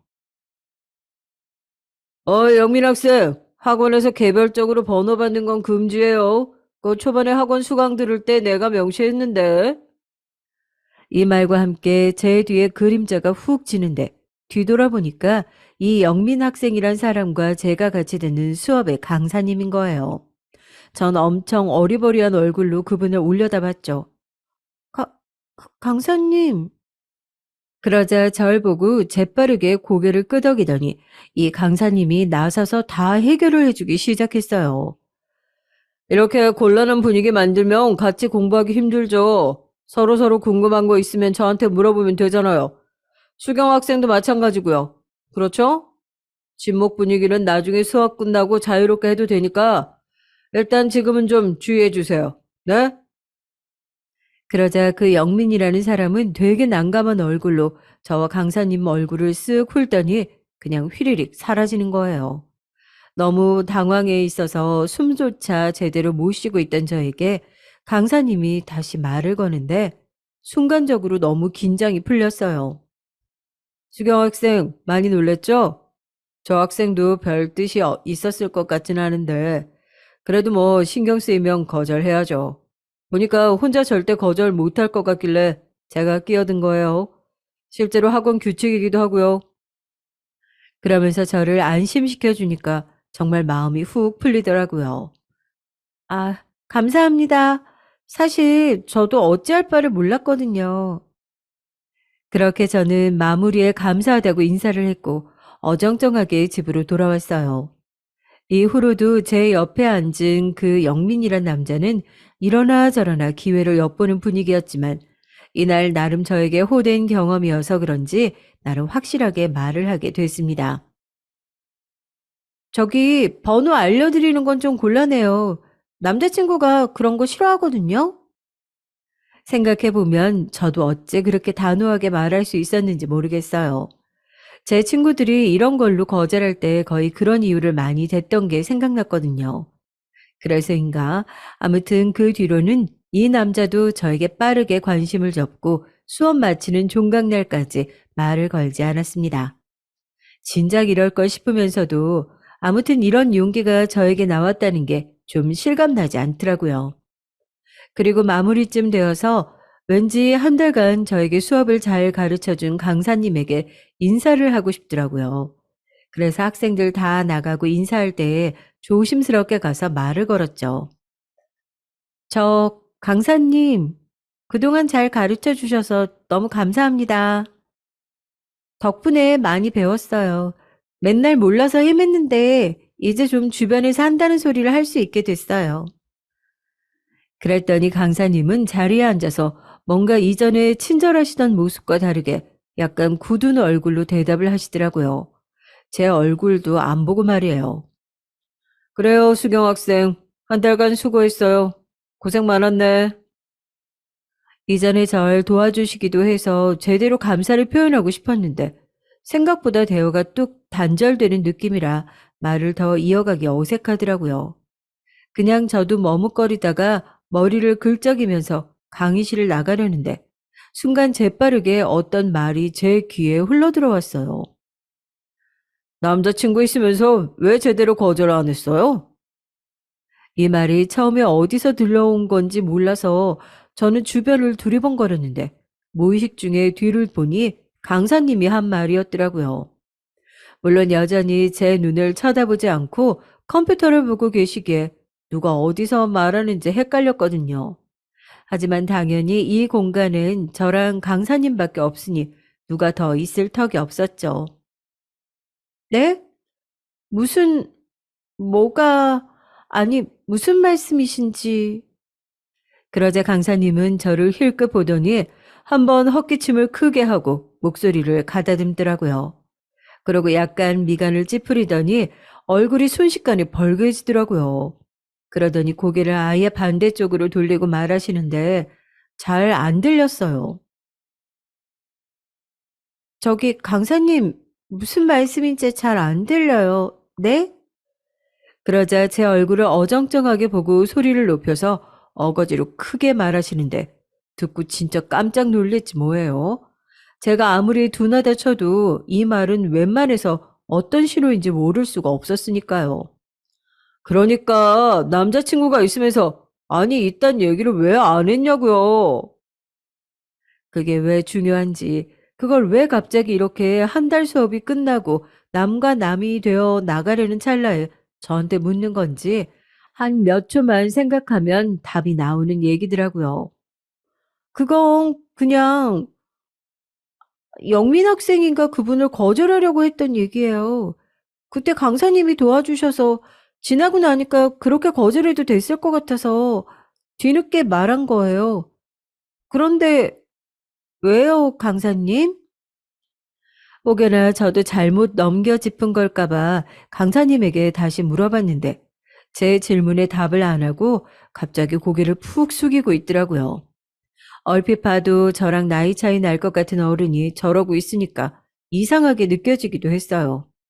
그러더니 갑자기 머리를 마구 엉켜대다가 한숨을 푹 쉬면서 또 딴 데를 보면서 말하는 거 있죠? 저 내가 그래놓고 이런 말 하면 진짜 큰일인데 아 여기 수경 학생, 그게 말이죠. 음, 저기, 번호 줄 수 있어요? 이때 정말 전 눈이 튀어나올 때 놀라서 몇 초간 쳐다봤어요. 저 말을 던져놓고 제 쪽은 쳐다보지도 못하더니 흘끔거리다 눈이 마주치니까 휙 고개를 돌려버리더라고요. 결국 그렇게 번호를 안 주려는 자와 주지 말라고 말리던 자들이었던 우리들은 그날 우리 둘끼리 조용히 번호를 교환하게 됐죠. 그 뒤로 저와 강사님은 밖에서 이제 학생과 강사도 뭣도 아닌 사이로 연락을 하게 되었답니다. 중간중간 따로 만나진 않았고 연락만 이어왔는데 이러다가 누가 먼저랄 것도 없이 밖에서 얼굴을 보게 됐죠.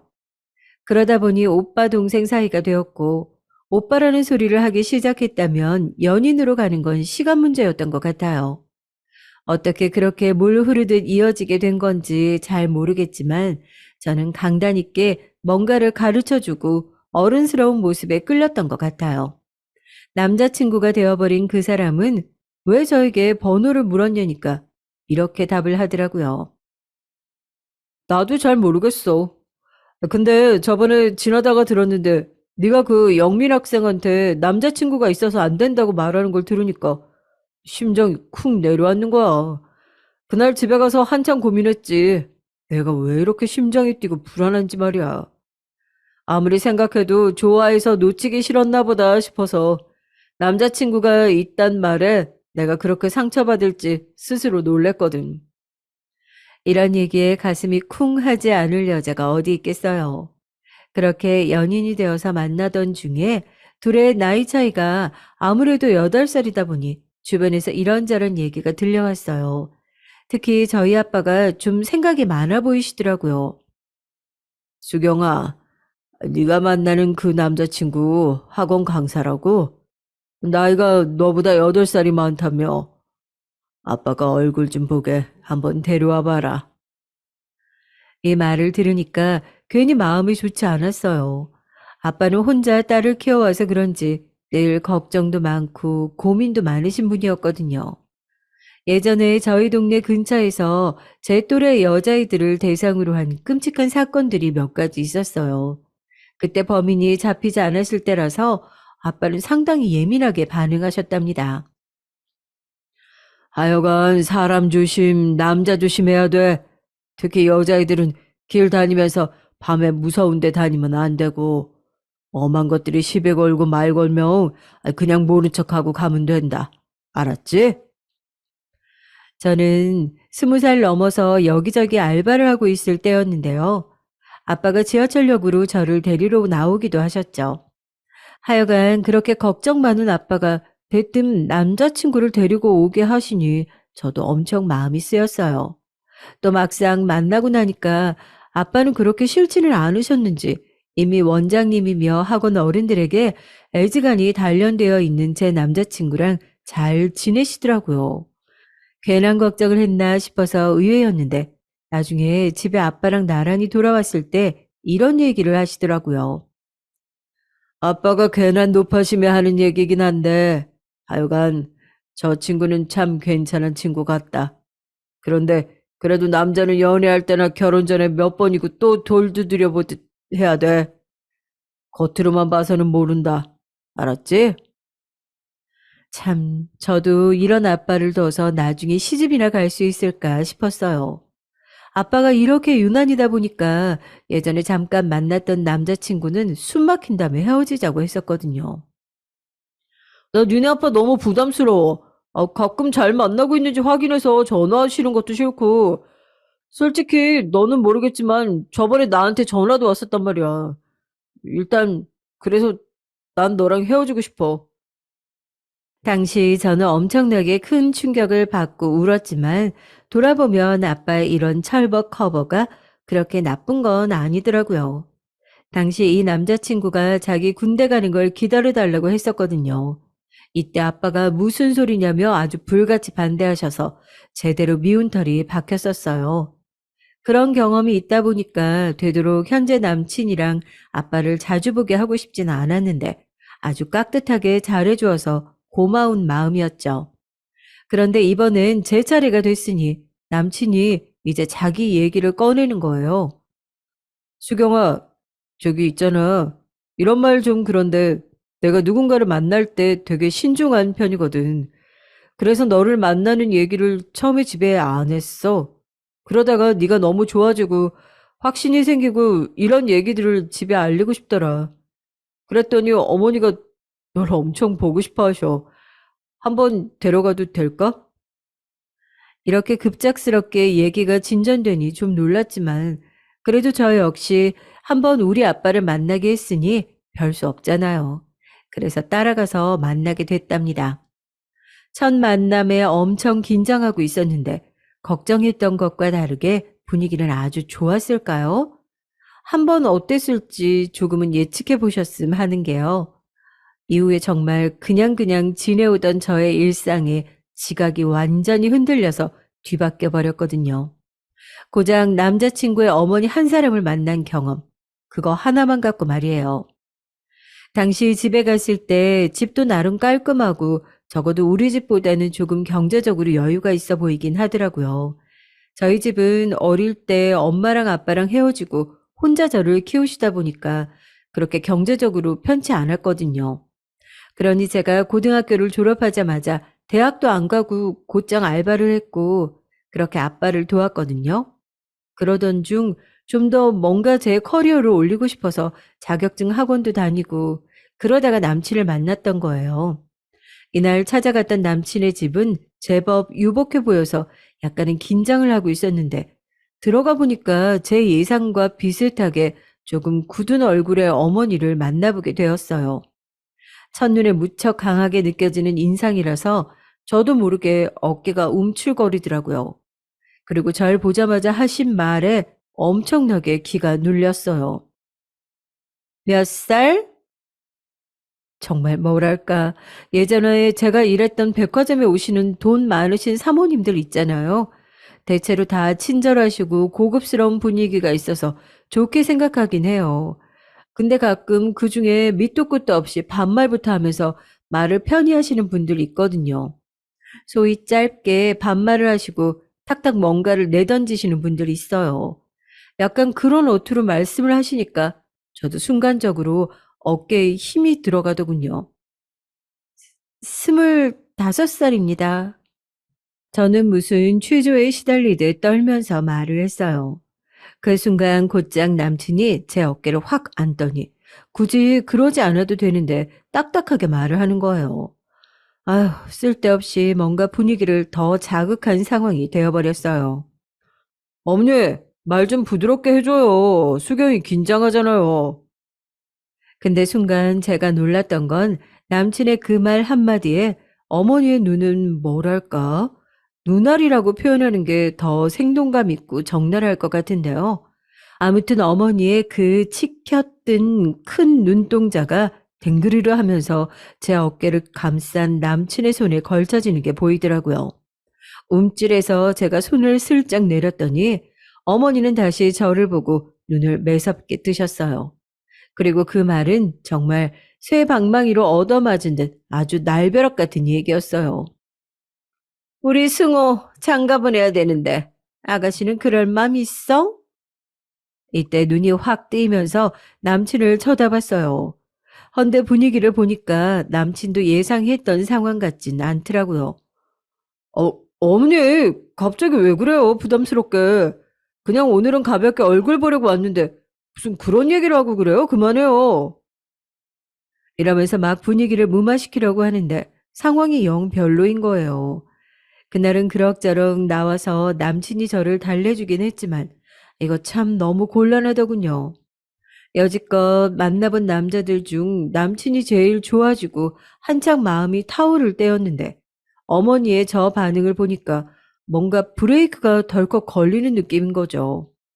생각해보면 그다지 많지 않지만 저를 만났던 남자친구들도 우리 아빠를 볼 때 저랬을까 싶고 많은 생각이 들더라고요. 저의 마음이 커지면 커질수록 계속해서 어딘가에 어머님의 그림자가 점점 커지면서 저를 억누르는 느낌이 들었어요. 사실 그럴 것까진 아니었는데 괜히 주눅이 들어갔군. 남친의 어머니 마음에 들어야겠다는 생각까지 드는 거죠. 게다가 남친은 어머니 앞에서 제 편을 들긴 했지만 마음속으론 본인 엄마를 엄청 존경하는 눈치였거든요. 우리 어머니가 겉으로 볼 땐 저렇게 차가워 보여도 속은 전혀 안 그러셔. 정도 많으신데 아마 어머니도 지금 어색하고 불편하셔서 그러신 걸 거야. 그리고 결혼 얘기는 천천히 하자. 너무 걱정하지 마. 그래도 전 걱정되는 마음에 괜히 스펙 올리겠다고 자격증 공부도 더 하고 좋은 회사에 들어가겠다고 괜히 용 쓰면서 노력을 하고 했어요. 나중에 이게 다 도움이 될 테니까 그렇게 손해만은 아니라고 여겼죠. 아무튼 그 정도로 제 마음에 있어 꽤나 짐이 되긴 했었나 봐요. 그렇게 우리는 1년을 더 만났는데 일단 저희 아빠가 남친을 엄청 마음에 들어 하시긴 했어요. 그러면서 은연중에 아빠도 이젠 입을 열어서 물어보시지 뭐예요. 자네 우리 수경이랑 결혼할 생각은 있어? 이 말에 남친은 물을 쏟아버렸어요. 놀란 건 저도 마찬가지였죠. 아무튼 닦는 와중에 남친은 재빠르게 대답을 하더라고요. 네, 네, 아버님. 아버님이 허락해 주신다면 얼마든지요. 그런데 이 반응이 아빠는 마음에 들었나 봐요. 나중에 보니 결혼을 실제로 당장 시킬 건 아니었지만 그래도 일단은 그 정도로 진지한 상태인지 궁금했던 것 같아요. 그렇게 점점 만나는 날이 길어지다 보니까 저도 어느새 28살이 됐고 그 사이에 남친네 어머니를 만날 일은 별로 없었어요. 전 취업 준비해서 새로운 곳에서 일하느라 바빴고 남친도 다른 회사에 취직해서 각자 일들을 하고 있었거든요. 근데 이쯤 되니까 남친의 나이는 36살이었고 더 이상 남친네 집에서는 결혼 얘기를 미룰 수 없게 된 거죠. 자연스럽게 양가 얘기가 나와서 저도 마음의 준비를 이래저래 하고 있던 차에 다시 또 어머니를 만나 뵙게 됐습니다. 저도 이전에 비해선 나름의 준비도 하고 취업도 했고 그전보다는 약간은 자신감이 붙었어요. 지금 생각해보면 왜 그렇게 눈치를 봤던 걸까요? 엄마 없이 자라서 그런지 어딘가 그늘이 있었던 건지 저도 잘 모르겠네요. 충격적인 건 이 말은 제가 원래 쓰고 싶었던 표현이 아니에요. 바로 남친의 어머니가 이날 만남에서 저에게 했던 말이랍니다. 엄마 안 계시다며? 그래서 얼굴에 그늘이 있나 보네. 이때 3년 전과 똑같이 남친은 자기 엄마에게 화를 냈지만 저는 한결 더 강해진 공격에 몸을 추스를 수가 없더라고요. 그러면서 불현듯 드는 생각으론 우리 아빠가 과연 내가 이런 상황에 놓여 있는 걸 좋아할까 싶었어요. 갑자기 아빠 얼굴이 보고 싶어질 정도로 아주 멍하게 충격을 받았던 거죠. 그런데 이 정도는 충격도 아니었던 게 그 뒤에 이어진 말은 정말 엽기 그 자체였답니다. 나중에 제 친한 언니한테 상담했는데 당장 헤어지고 남친을 버리라고 했어요. 그 뭐지, 결혼은 말이야. 신중해야 돼. 아가씨 다음에 올 때 가족관계 증명서인가? 그거 한번 떼와봐. 이런 말을 듣고 초연하게 네 알겠다고 답할 수 있는 제 또래의 여자애가 과연 몇 명이나 될까요? 여기 사연 애청자분들은 아마 거의 저희 아빠나 고모들 또래이실 테니까 한번 생각해 봐 주셨으면 좋겠어요. 당연히 저는 너무 당황스러워서 나날이 이렇게 업그레이드 되는 어머니의 강한 성격에 적응을 못 하겠더라고요. 근데 이때 제 딴에 무슨 강단이 있었던 건지 대뜸 물었어요. 가족관계 증명서요? 어떤 것 때문에 보시려고요? 솔직히 궁금하지 않겠어요? 그냥 저는 엄마가 안 계시다, 학교는 고등학교밖에 졸업하지 않았다 정도만 말했어요. 그런데 바로 말 끝에 이어지는 게 가족관계 증명서라니요. 무슨 용도로 보려고 하는지 알고 싶어지잖아요. 뭐 대단한 게 있겠니? 엄마 없이 자랐다니까 그냥 궁금해서 보는 거야. 아빠랑 둘이 자랐다며? 이렇게 답하시긴 했는데 솔직히 그 정도는 그냥 말하면 아는 거지. 그걸 왜 증명서까지 떼서 봐야 하는 걸까요? 이런 분란이 일어나는 가운데 남친은 빠르게 제 얼굴과 자기 엄마 표정을 마구 살피더니 더 있다가는 싸움이 날 분위기더라고요. 나가려고 하는 저에게 어머니가 하신 말은 정말 꽹과리로 머리를 얻어맞아도 이보다는 충격이 아닐 듯한 말이었습니다. 내가 가족관계 증명서 보려고 하는 건 요새 아가씨들 아주 황큼하잖아. 애 없는지 보려고 한 거야. 그냥 그거 갖고 오면 되지. 뭐 그렇게 말이 길어. 와, 이때 저는 신발을 신다가 주저앉을 뻔했어요. 생판 모르는 남한테도 이렇게 말을 못할 텐데 제가 본인 아들과 좋은 관계를 갖고 있는 사람인데도 어떻게 이런 말을 할 수가 있나요? 저는 이 말을 아빠한테 전해야 할지 말지 아주 크게 고민이 됐습니다. 당연히 반응이야 불보듯 뻔하죠. 아무리 제 남친을 3년여간 좋게 봐왔던 아빠라고 한들 난리 치면서 반대할 게 뻔하잖아요. 저도 참 이놈의 정이란 게 뭔지 남친이랑 정이 들 대로 들어버려서 헤어지기 쉽지 않았어요.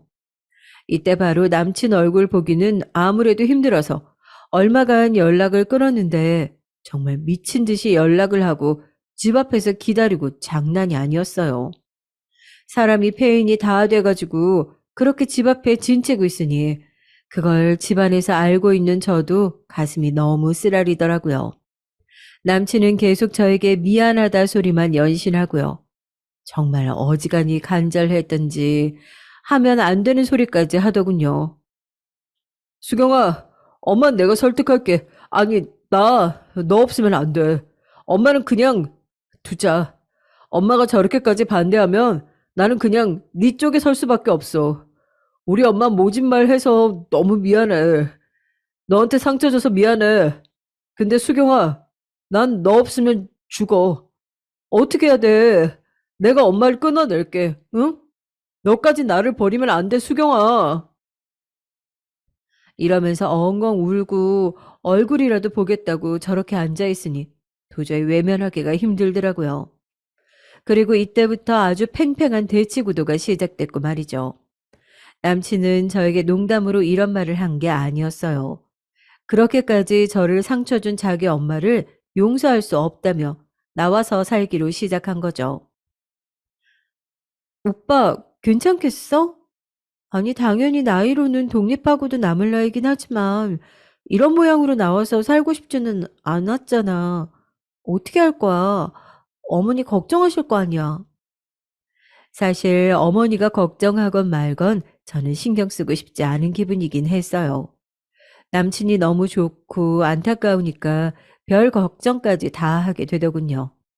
이러다 보니 어머니는 결국 어찌어찌 저한테까지 연락을 해와서는 자기가 잘못했다고 하시던 거 아니겠어요. 그렇다고 막 따뜻하게 갑자기 사람이 변한 건 아니고요. 그냥 본인 아들과 그렇게 단절된 게 충격이셨던 것 같아요. 무뚝뚝하게 몇 마디 하고 끊어버리시더라고요. 수경 씨 맞지? 나 승우 엄마야. 저기 우리 승우한테 엄마랑 연락 좀 해달라고 얘기해줘. 그리고 내 말 때문에 그렇게 기분이 상했다며? 아가씨가 이해해. 아들 둔 엄마는 다 이럴 수밖에 없어. 사과도 뭣도 아닌 그냥 이런 흐물거리는 얘기를 하면서 어찌되었건 용건만 간단히 말하시더라고요. 본래 남자가 36이 되어서 연락도 없이 독립한 게 그리 큰 일은 아니지만 우리 아빠를 보면 나이가 몇 살이 되어도 자식은 자식이니 별 수 없을 것 같았어요. 그리하여 겨우겨우 남친은 본가로 다시 들어갔고 양가가 썩 내키지 않은 상태로 오로지 자식들만 결혼에 불타오른 상태로 상견례를 하게 됐답니다. 근데 저는 생전 처음 별로 얘기도 들어보지 못했던 남친의 누나를 그날 만나게 됐어요. 듣기로는 결혼했다고 하던데 그래서 같이 살지 않으니까 얘기 들을 일이 없었나 봐요. 그런데 이때 어머니가 상견례 때 또 본래의 어투를 숨기지 않고 말 실수를 해버리는 바람에 제가 그럭저럭 막고 있었던 작은 구멍이 허물어져 버리고 말았죠. 바로 잠자는 사자의 코털, 그러니까 아빠의 코털을 건드려 버린 셈이 된 거죠. 네? 아니, 우리 수경이가 엄마 없이 자란 게 마음에 안 드신다는 말씀이신가요? 이때쯤 분위기가 꽤 험악해지고 있어서 저와 남친은 서로의 눈치만 빠르게 보고 있는데 어머니는 전혀 우리 아빠의 말에 긴장하지 않고 그냥 할 말을 흘려버리시더라고요. 옆에 아버님은 물만 계속 들이키시고 조금도 본인 부인의 행동에 관여하지 않고 계시더라고요. 뭐, 그렇잖아요. 멀쩡하게 부모 밑에서 자랐다는 애들도 뚜껑 열어보면 영 아닐 때 있는데, 하물며 한쪽 없이 자랐으니까 내키지는 않죠. 아이, 그리고 사별도 아니잖아요. 이혼하신 거예요? 세상에, 아빠 면전에서 저렇게 무리하게 물어보는 사람은 처음 봤어요. 아빠가 가장 싫어하는 아킬레스건 같은 질문을 저리 연달아서 해버리니 이미 눈동자도 흔들리고 미간도 억지로 펴고자 뻣뻣하게 노력하는 아빠의 모습이 보이더군요. 아, 우리들은 정말 이대로 안 되려나 싶어서 기가 확 죽어있던 중 갑자기 예비 시누이가 말을 확 돌리는 거예요. 이때 분위기가 완전히 반전되어서 저는 연신 예비 시누이에게 눈을 뗄 수 없었습니다. 아이 참 엄마도 왜 그래? 분위기 심각하게. 승우 장가 안 보낼 거요? 그러지 말고 우리 분위기 좋게 좋게 가자고요. 사돈 어르신 이거 갈비찜 좀 드세요. 저희 엄마가 늘 이런다니까요. 하여간 말이 거칠어서 맨날 사람들한테 뒤에서 욕먹고 그래요. 마음은 안 그런데 말씨가 저 모양이라서 옆에서 보는 저도 늘 조마조마하니깐요. 확실히 결혼한 여자의 짬밥이랄까. 저랑은 띠동갑인 예비 시누이는 아주 넉살 좋게 얘기하면서 다시 우리 아빠의 기분을 맞추더라고요.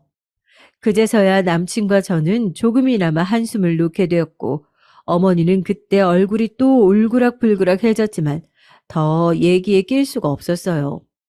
예비 시누이가 이런 걸 파악했는지 정말 조금도 낄 틈을 주지 않고 계속 떠들어댔거든요.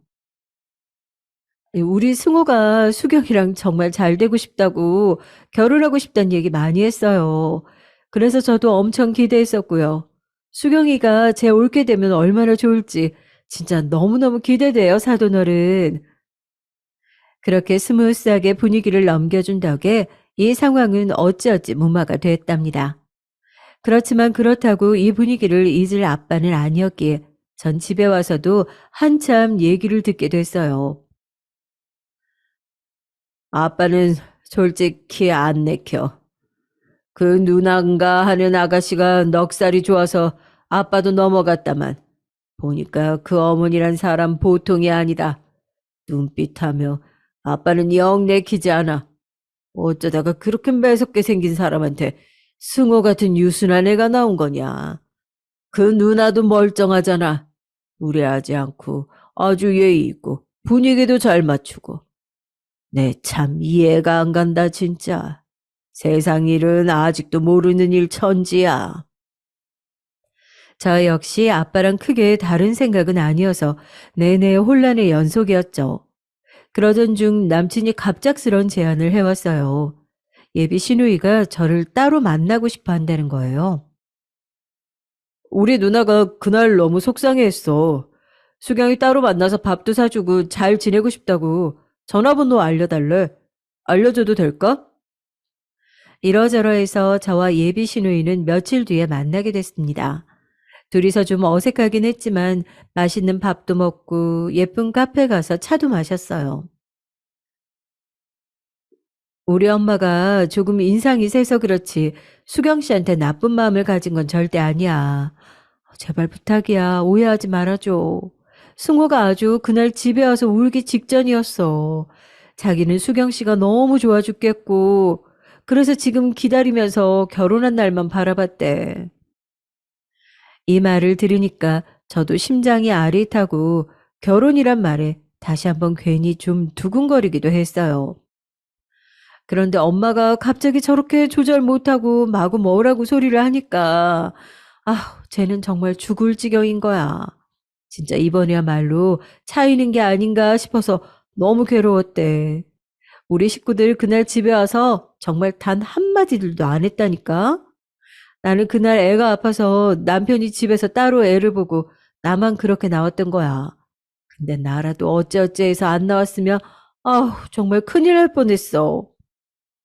이렇게 예비 시누이가 다정하게 위로를 해주고 제 역성도 들어주니 조금은 마음이 편해지는 게 느껴졌어요. 다시 한번 마음을 가다듬고 저라도 좀 잘해봐야겠다는 생각을 했는데요. 그런데 그러던 차, 뭐랄까, 왜 이렇게 이 가족들은 제 남친을 빼고 다들 반전을 하나씩 갖고 있는 건지 모르겠어요. 아니, 남친이라는 존재 자체가 이런 가족들이 있다는 게 저에겐 큰 반전이긴 하네요. 이젠 뭐 뭔지도 헷갈리지만요.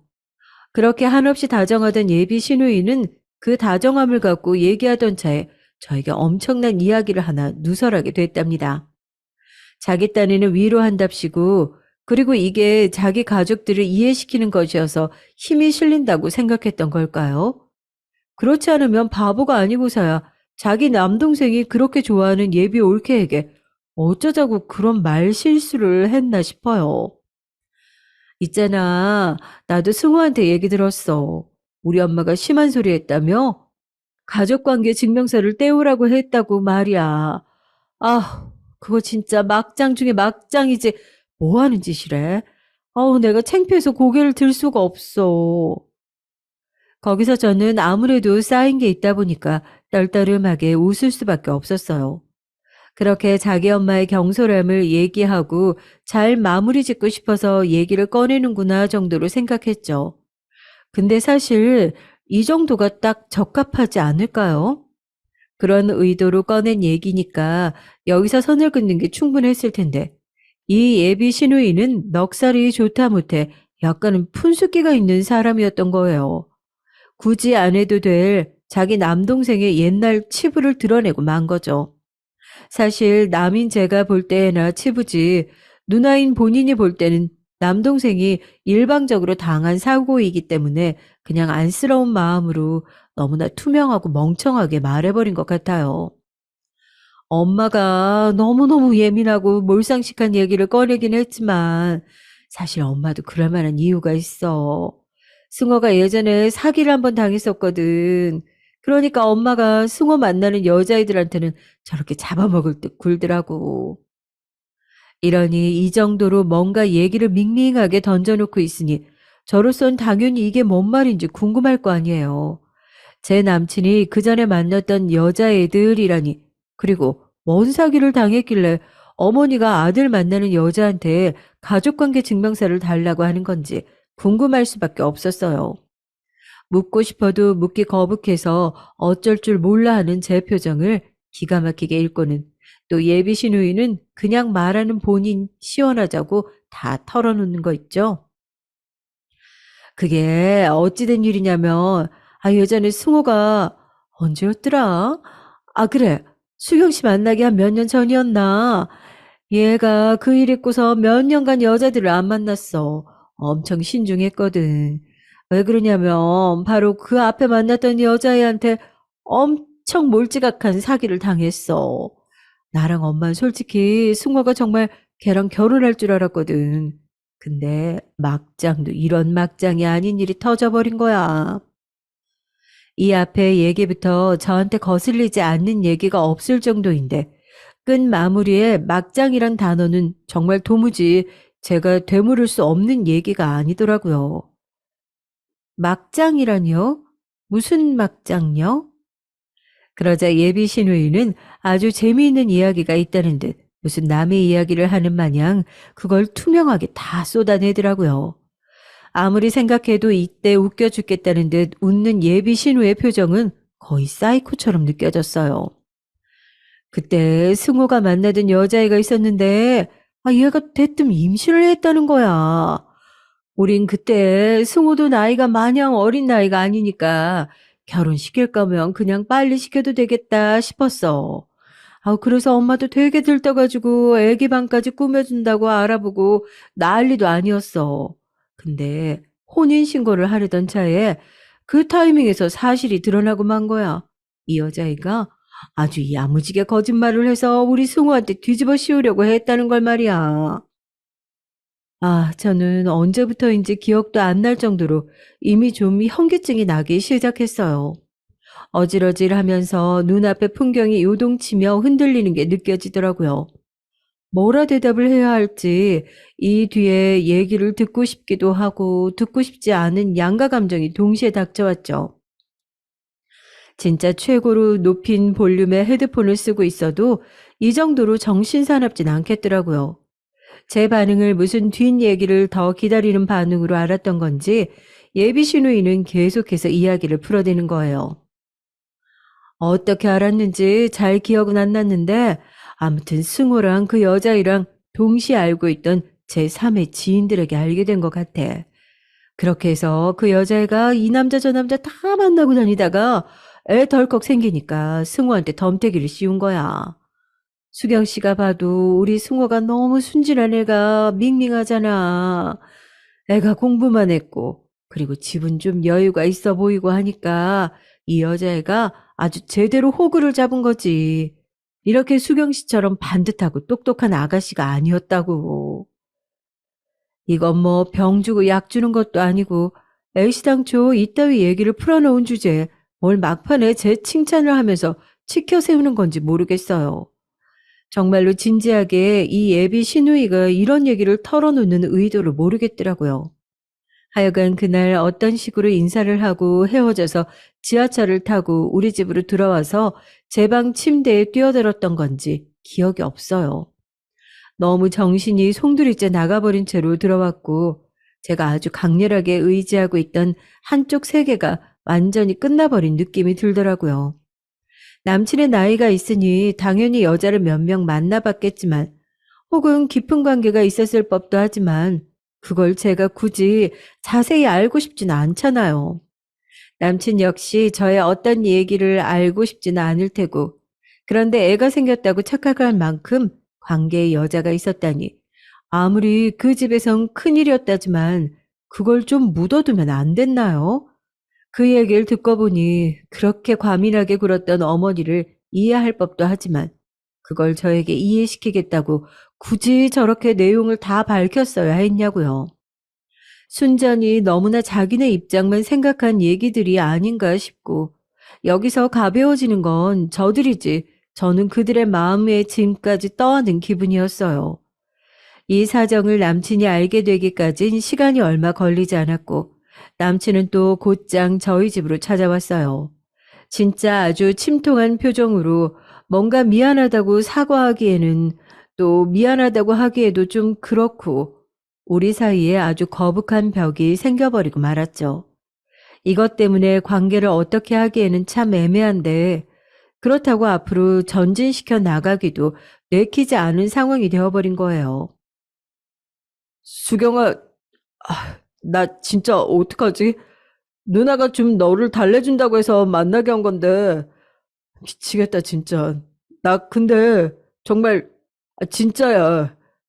이제 누군지 이름도 생각이 안 나는 옛날 사람이야. 누난 내가 그때 많이 상처 입었을 거라고 생각해서 그렇게 말을 했나 봐. 진짜 그런데 쓸데없는 얘기까지 듣게 해서 미안해. 정말 미안해.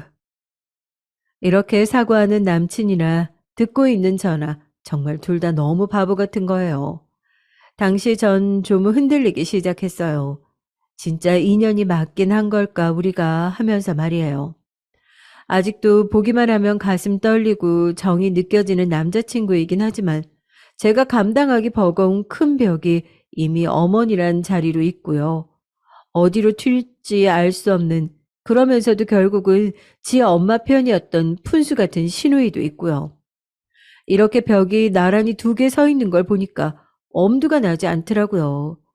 그리고 아무리 자기 아들이 상처받았다지만 그런 거 둘째치고 저에게 엄마 없어 그늘이 있다는 둥 우리 아빠한테도 험한 소리를 했던 어머니를 계속해서 떠올리게 됐어요.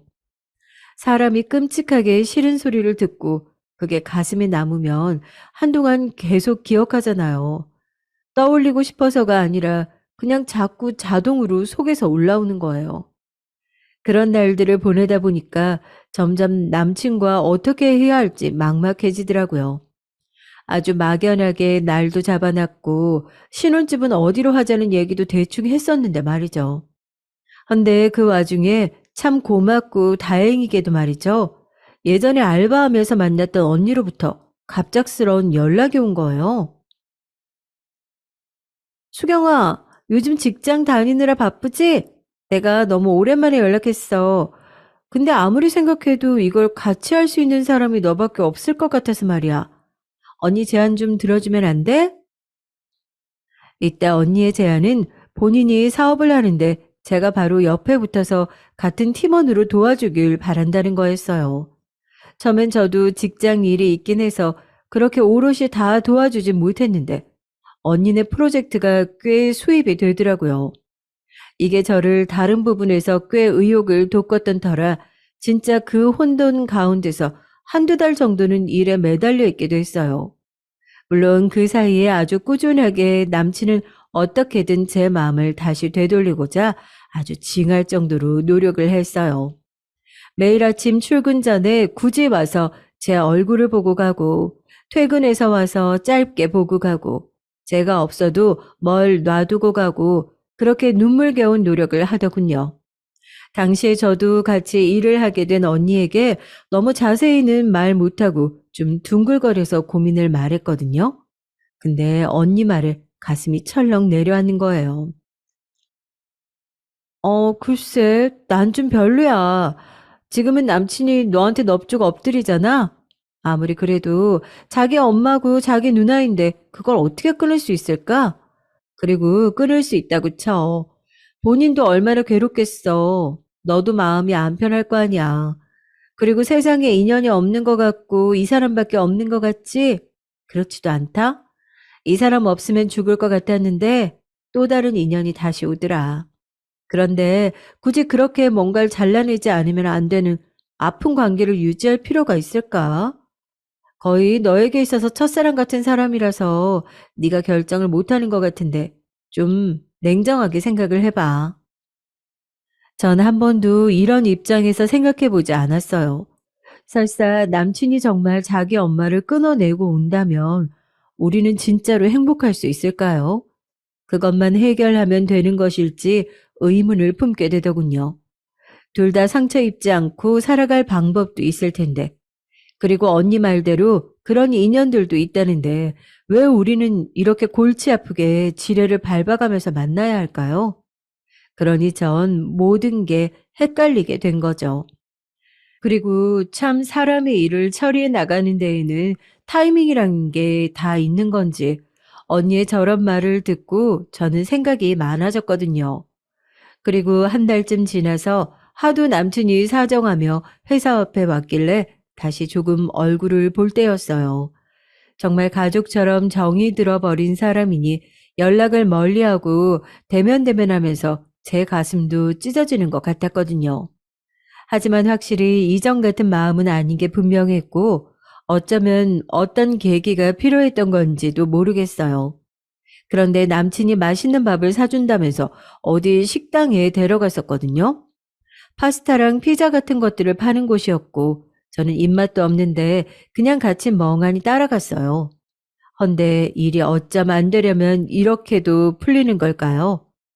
되려면 어떤 건 되고 안 되려면 뭘 해도 안 된다는 얘기가 바로 이런 걸 말하는 것 같아요.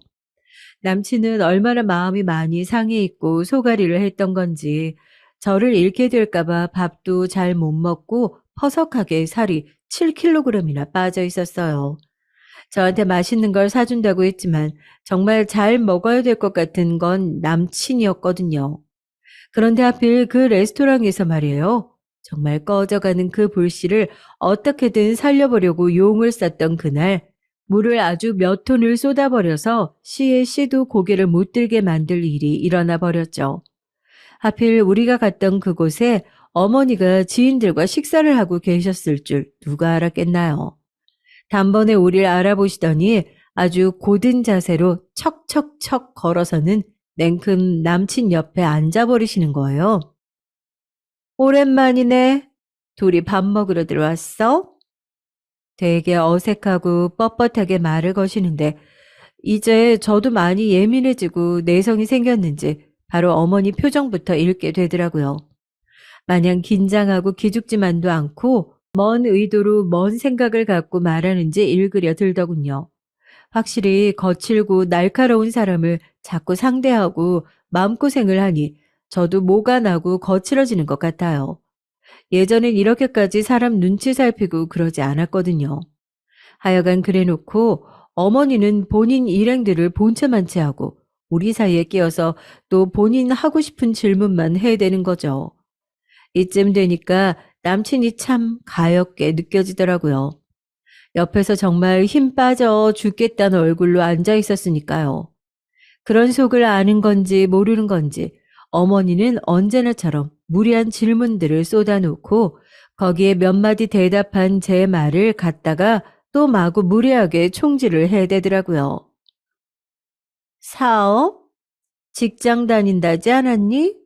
아니, 고졸이 어찌어찌 취업했으면 감사한 줄 알고 뭔 사업이야? 겁도 없이 뭔 여자가 사업을 한다고 그래? 뭘 알기는 알아? 여기서 전 정말 저 스스로도 놀라울 정도로 한숨을 대놓고 뱉었어요. 그러거나 말거나 어머니라고 부르기도 싫은 그 여자는 입에 모터라도 달렸는지 계속 주절주절 거리더라고요. 옆 테이블에 있던 커플 여자조차도 놀라서 저를 쳐다봤을 정도인 얘기를 말이에요. 대학도 제대로 못 다닌 게 뭘 알아서 겁도 없이 사업을 한대. 최소 시댁에 월 300 용돈이라도 쥐어줄 수준 아니면 여자는 그런 거 하는 거 아니야. 바작바작 애나 낳고 얼른 키워서 남편 내조할 생각을 해야지. 아휴, 몇 년을 승화가 결혼하겠다고 붙들고 있는 거 악으로 참아줬더니 진짜 하다하다 별꼴을 다 보네 진짜. 도대체 뭔 생각을 하고 자기들끼리 굴리고 있었는지 몰라도 왜 제가 저딴 말도 안 되는 설계도 안에 들어가 있어야 할까요? 그러던 차에 어머니는 더 웃기지도 않은 짓거리를 서슴지 않고 하시는 거예요. 저기 아가씨. 그래, 거기 말이야. 여기 종이랑 볼펜 좀 갖다 줘요. 빨리. 전 처음에 뭘 하려고 저러시나 했어요. 뭐 제가 지금 하고 있는 사업처라도 메모해 가서 본인이 조사라도 해보려고 하나, 우리 아들 며느리감으로 괜찮은지 따져보려고 하나 했죠. 이것만으로도 충분히 기함할 만한 이 무리한 자리에서 어머니는 진짜 이제 누가 와도 구제가 안 될 무지막지한 일을 저질러 버렸습니다. 이쯤 되니 저는 남친이고 뭐고 이제 그냥 정말 어디 멀리 야구공을 던져버리듯이 다 쓰레기 버리듯 던져버리고 싶더라고요. 저기 뭐야, 수경 씨? 하여간 뭐고 가네. 여기 사인해. 사인하라고. 이게 뭔데요? 이때 진짜 옆에서 얼마나 불안감을 느꼈는지 눈에 실핏줄이 다 터져나오기 직전인 남친이 인상을 찌그리면서 자기 엄마를 쳐다보더군요. 그 뒤에 나온 말은 정말 진짜 올해 이 이상의 명대사도 없다 싶을 정도의 명언이었습니다. 여기 사인하라고. 시댁에 월 300 용돈 갖다 줄 주제가 안 되면 사업 같은 소리 안 한다. 안 그러면 결혼 못 해. 뭔 말인지 못 알아들어? 아, 이때 저는 그냥 눈을 감아버렸어요. 그 말 같지도 않은 종이 쪼가리에 휘갈린 글귀를 보니 싫어서가 아니라 그냥 여지껏 저를 괴롭혀왔던 이 연쇄된 고통의 내용들 모든 게 다 꼴보기 싫은 거예요. 앞에 앉아서 표독스럽게 눈을 뜨고 있는 그 실체인 어머니도 그 옆에 무능하게 앉아서 아주 꼴사납게 가여울 정도로 말라서 앉아있던 남친조차도 전부 끔찍하게 여겨졌어요. 걷다 대고 저는 생애 정말 제 입에서 이런 말이 나가도 될 건가 싶은 험한 얘기를 읊조리게 됐습니다. 얼굴을 찌푸리면서 뭔 얘기냐며 알아듣게 크게 말하라는 어머니를 향해 믿을 수 없을 정도로 저는 조금씩 볼륨을 올렸어요. 데리고 사시라고요. 뭐? 뭐라고? 전 그때 벌떡 일어났어요. 진짜 이 공간에 정말 손에 눌어붙은 점토 찌꺼기 마냥 절 힘들게 하는 것들이 그득하게 붙어 있으니 다 떼놓고 도망가고 싶었거든요. 네 아들 데리고 사세요. 그렇게 걱정 많으면 그냥 데리고 죽을 때까지 사시라고요. 이 말을 하는데도 입술이 어찌나 떨리고 손이 발발발 떨리던지 그러면서도 조용히 제 앞에 놓여 있던 그 하찮은 종이를 들어 쫙쫙 찢어냈습니다. 내 앞에 있는 어머님과 남친, 아니, 그냥 제 눈엔 다 역겨운 한 덩어리 찰흙덩어리처럼 보여지더라고요. 어차피 하나로 빚어져서 나와서 두 개로 갈라진 건데, 둘이 달라봐야 뭐 얼마나 다르겠으며, 저 둘을 가르는 칼 역할을 왜 내가 하면서 이렇게 아파해야 되는 건지 모르겠더라고요. 침이라도 더 뱉을까 하다가 그냥 걸어 나왔어요. 그런 저를 정말 너무 말라 비틀어져서 서걱서걱 소리가 날 것 같은 남친이 뛰어와서 잡았지만 제 생에 그렇게 온 힘을 내어 사람을 내쳐본 건 처음이었어요. 정말 그렇게 매서울 수가 없을 정도로 내팽개치고 뛰어와서 택시를 탔죠. 그렇게 놓지 못하고 놓지 못해서 괴로워했던 남친뿐만이 아니라 저도 그랬지만 그냥 여기까지가 끝이었던 거예요. 용케도 저는 무슨 생각인지 남친의 연락처를 지우지는 못하고 일단 뒀었는데 이후에 끝없이 하도 연락이 오기에 결국 용기 내어 차단했습니다. 그 내용은 대체로 이런 것이었어요. 엄마와 인연을 끊기로 했다. 집을 나왔고 널 생각해서 엄마와 누나를 끊어내겠다. 이런 내용이었어요. 그 엄마라는 작자와 누나한테도 전화가 걸려왔지만 확인하는 순간에 차단을 걸어버렸죠. 아직 아빠는 저에게 일어난 상황들을 정확히는 모르시고 결혼까진 확정이 아니지만 이렇게 완전히 헤어져 버린 내용은 짐작도 못하실 거예요. 차차 얘기할 거고 아빠는 분명 듣고 받아들이시겠죠. 제가 받았던 상처는 굳이 얘기하지 않을까 생각 중이에요. 어찌 보면 결혼한 사이도 아닌데 이 얘기를 아빠가 다 알게 되면 가만두지 않을 것 같아서 심란하거든요. 처음엔 되게 슬프고 죽을 것 같았는데 희한하게 시간이 며칠 가다 보니까 앓던 일을 제 손으로 잡아 뺀 마냥 점점 아물고 다시 새살이 돋는 느낌이 들었어요. 아마도 앓던 시간이 너무 길어서 그때 고통을 미리 다 받아서 그랬던 걸까요? 아무튼 끝에라도 선을 그어버린 나. 늘 우유부단해서 끌려다니던 제가 용케도 이런 일을 했다 싶어요. 30대를 앞두고 제 나름의 큰 일을 했다고 생각하며 계속해서 앞으로 나가고 싶습니다.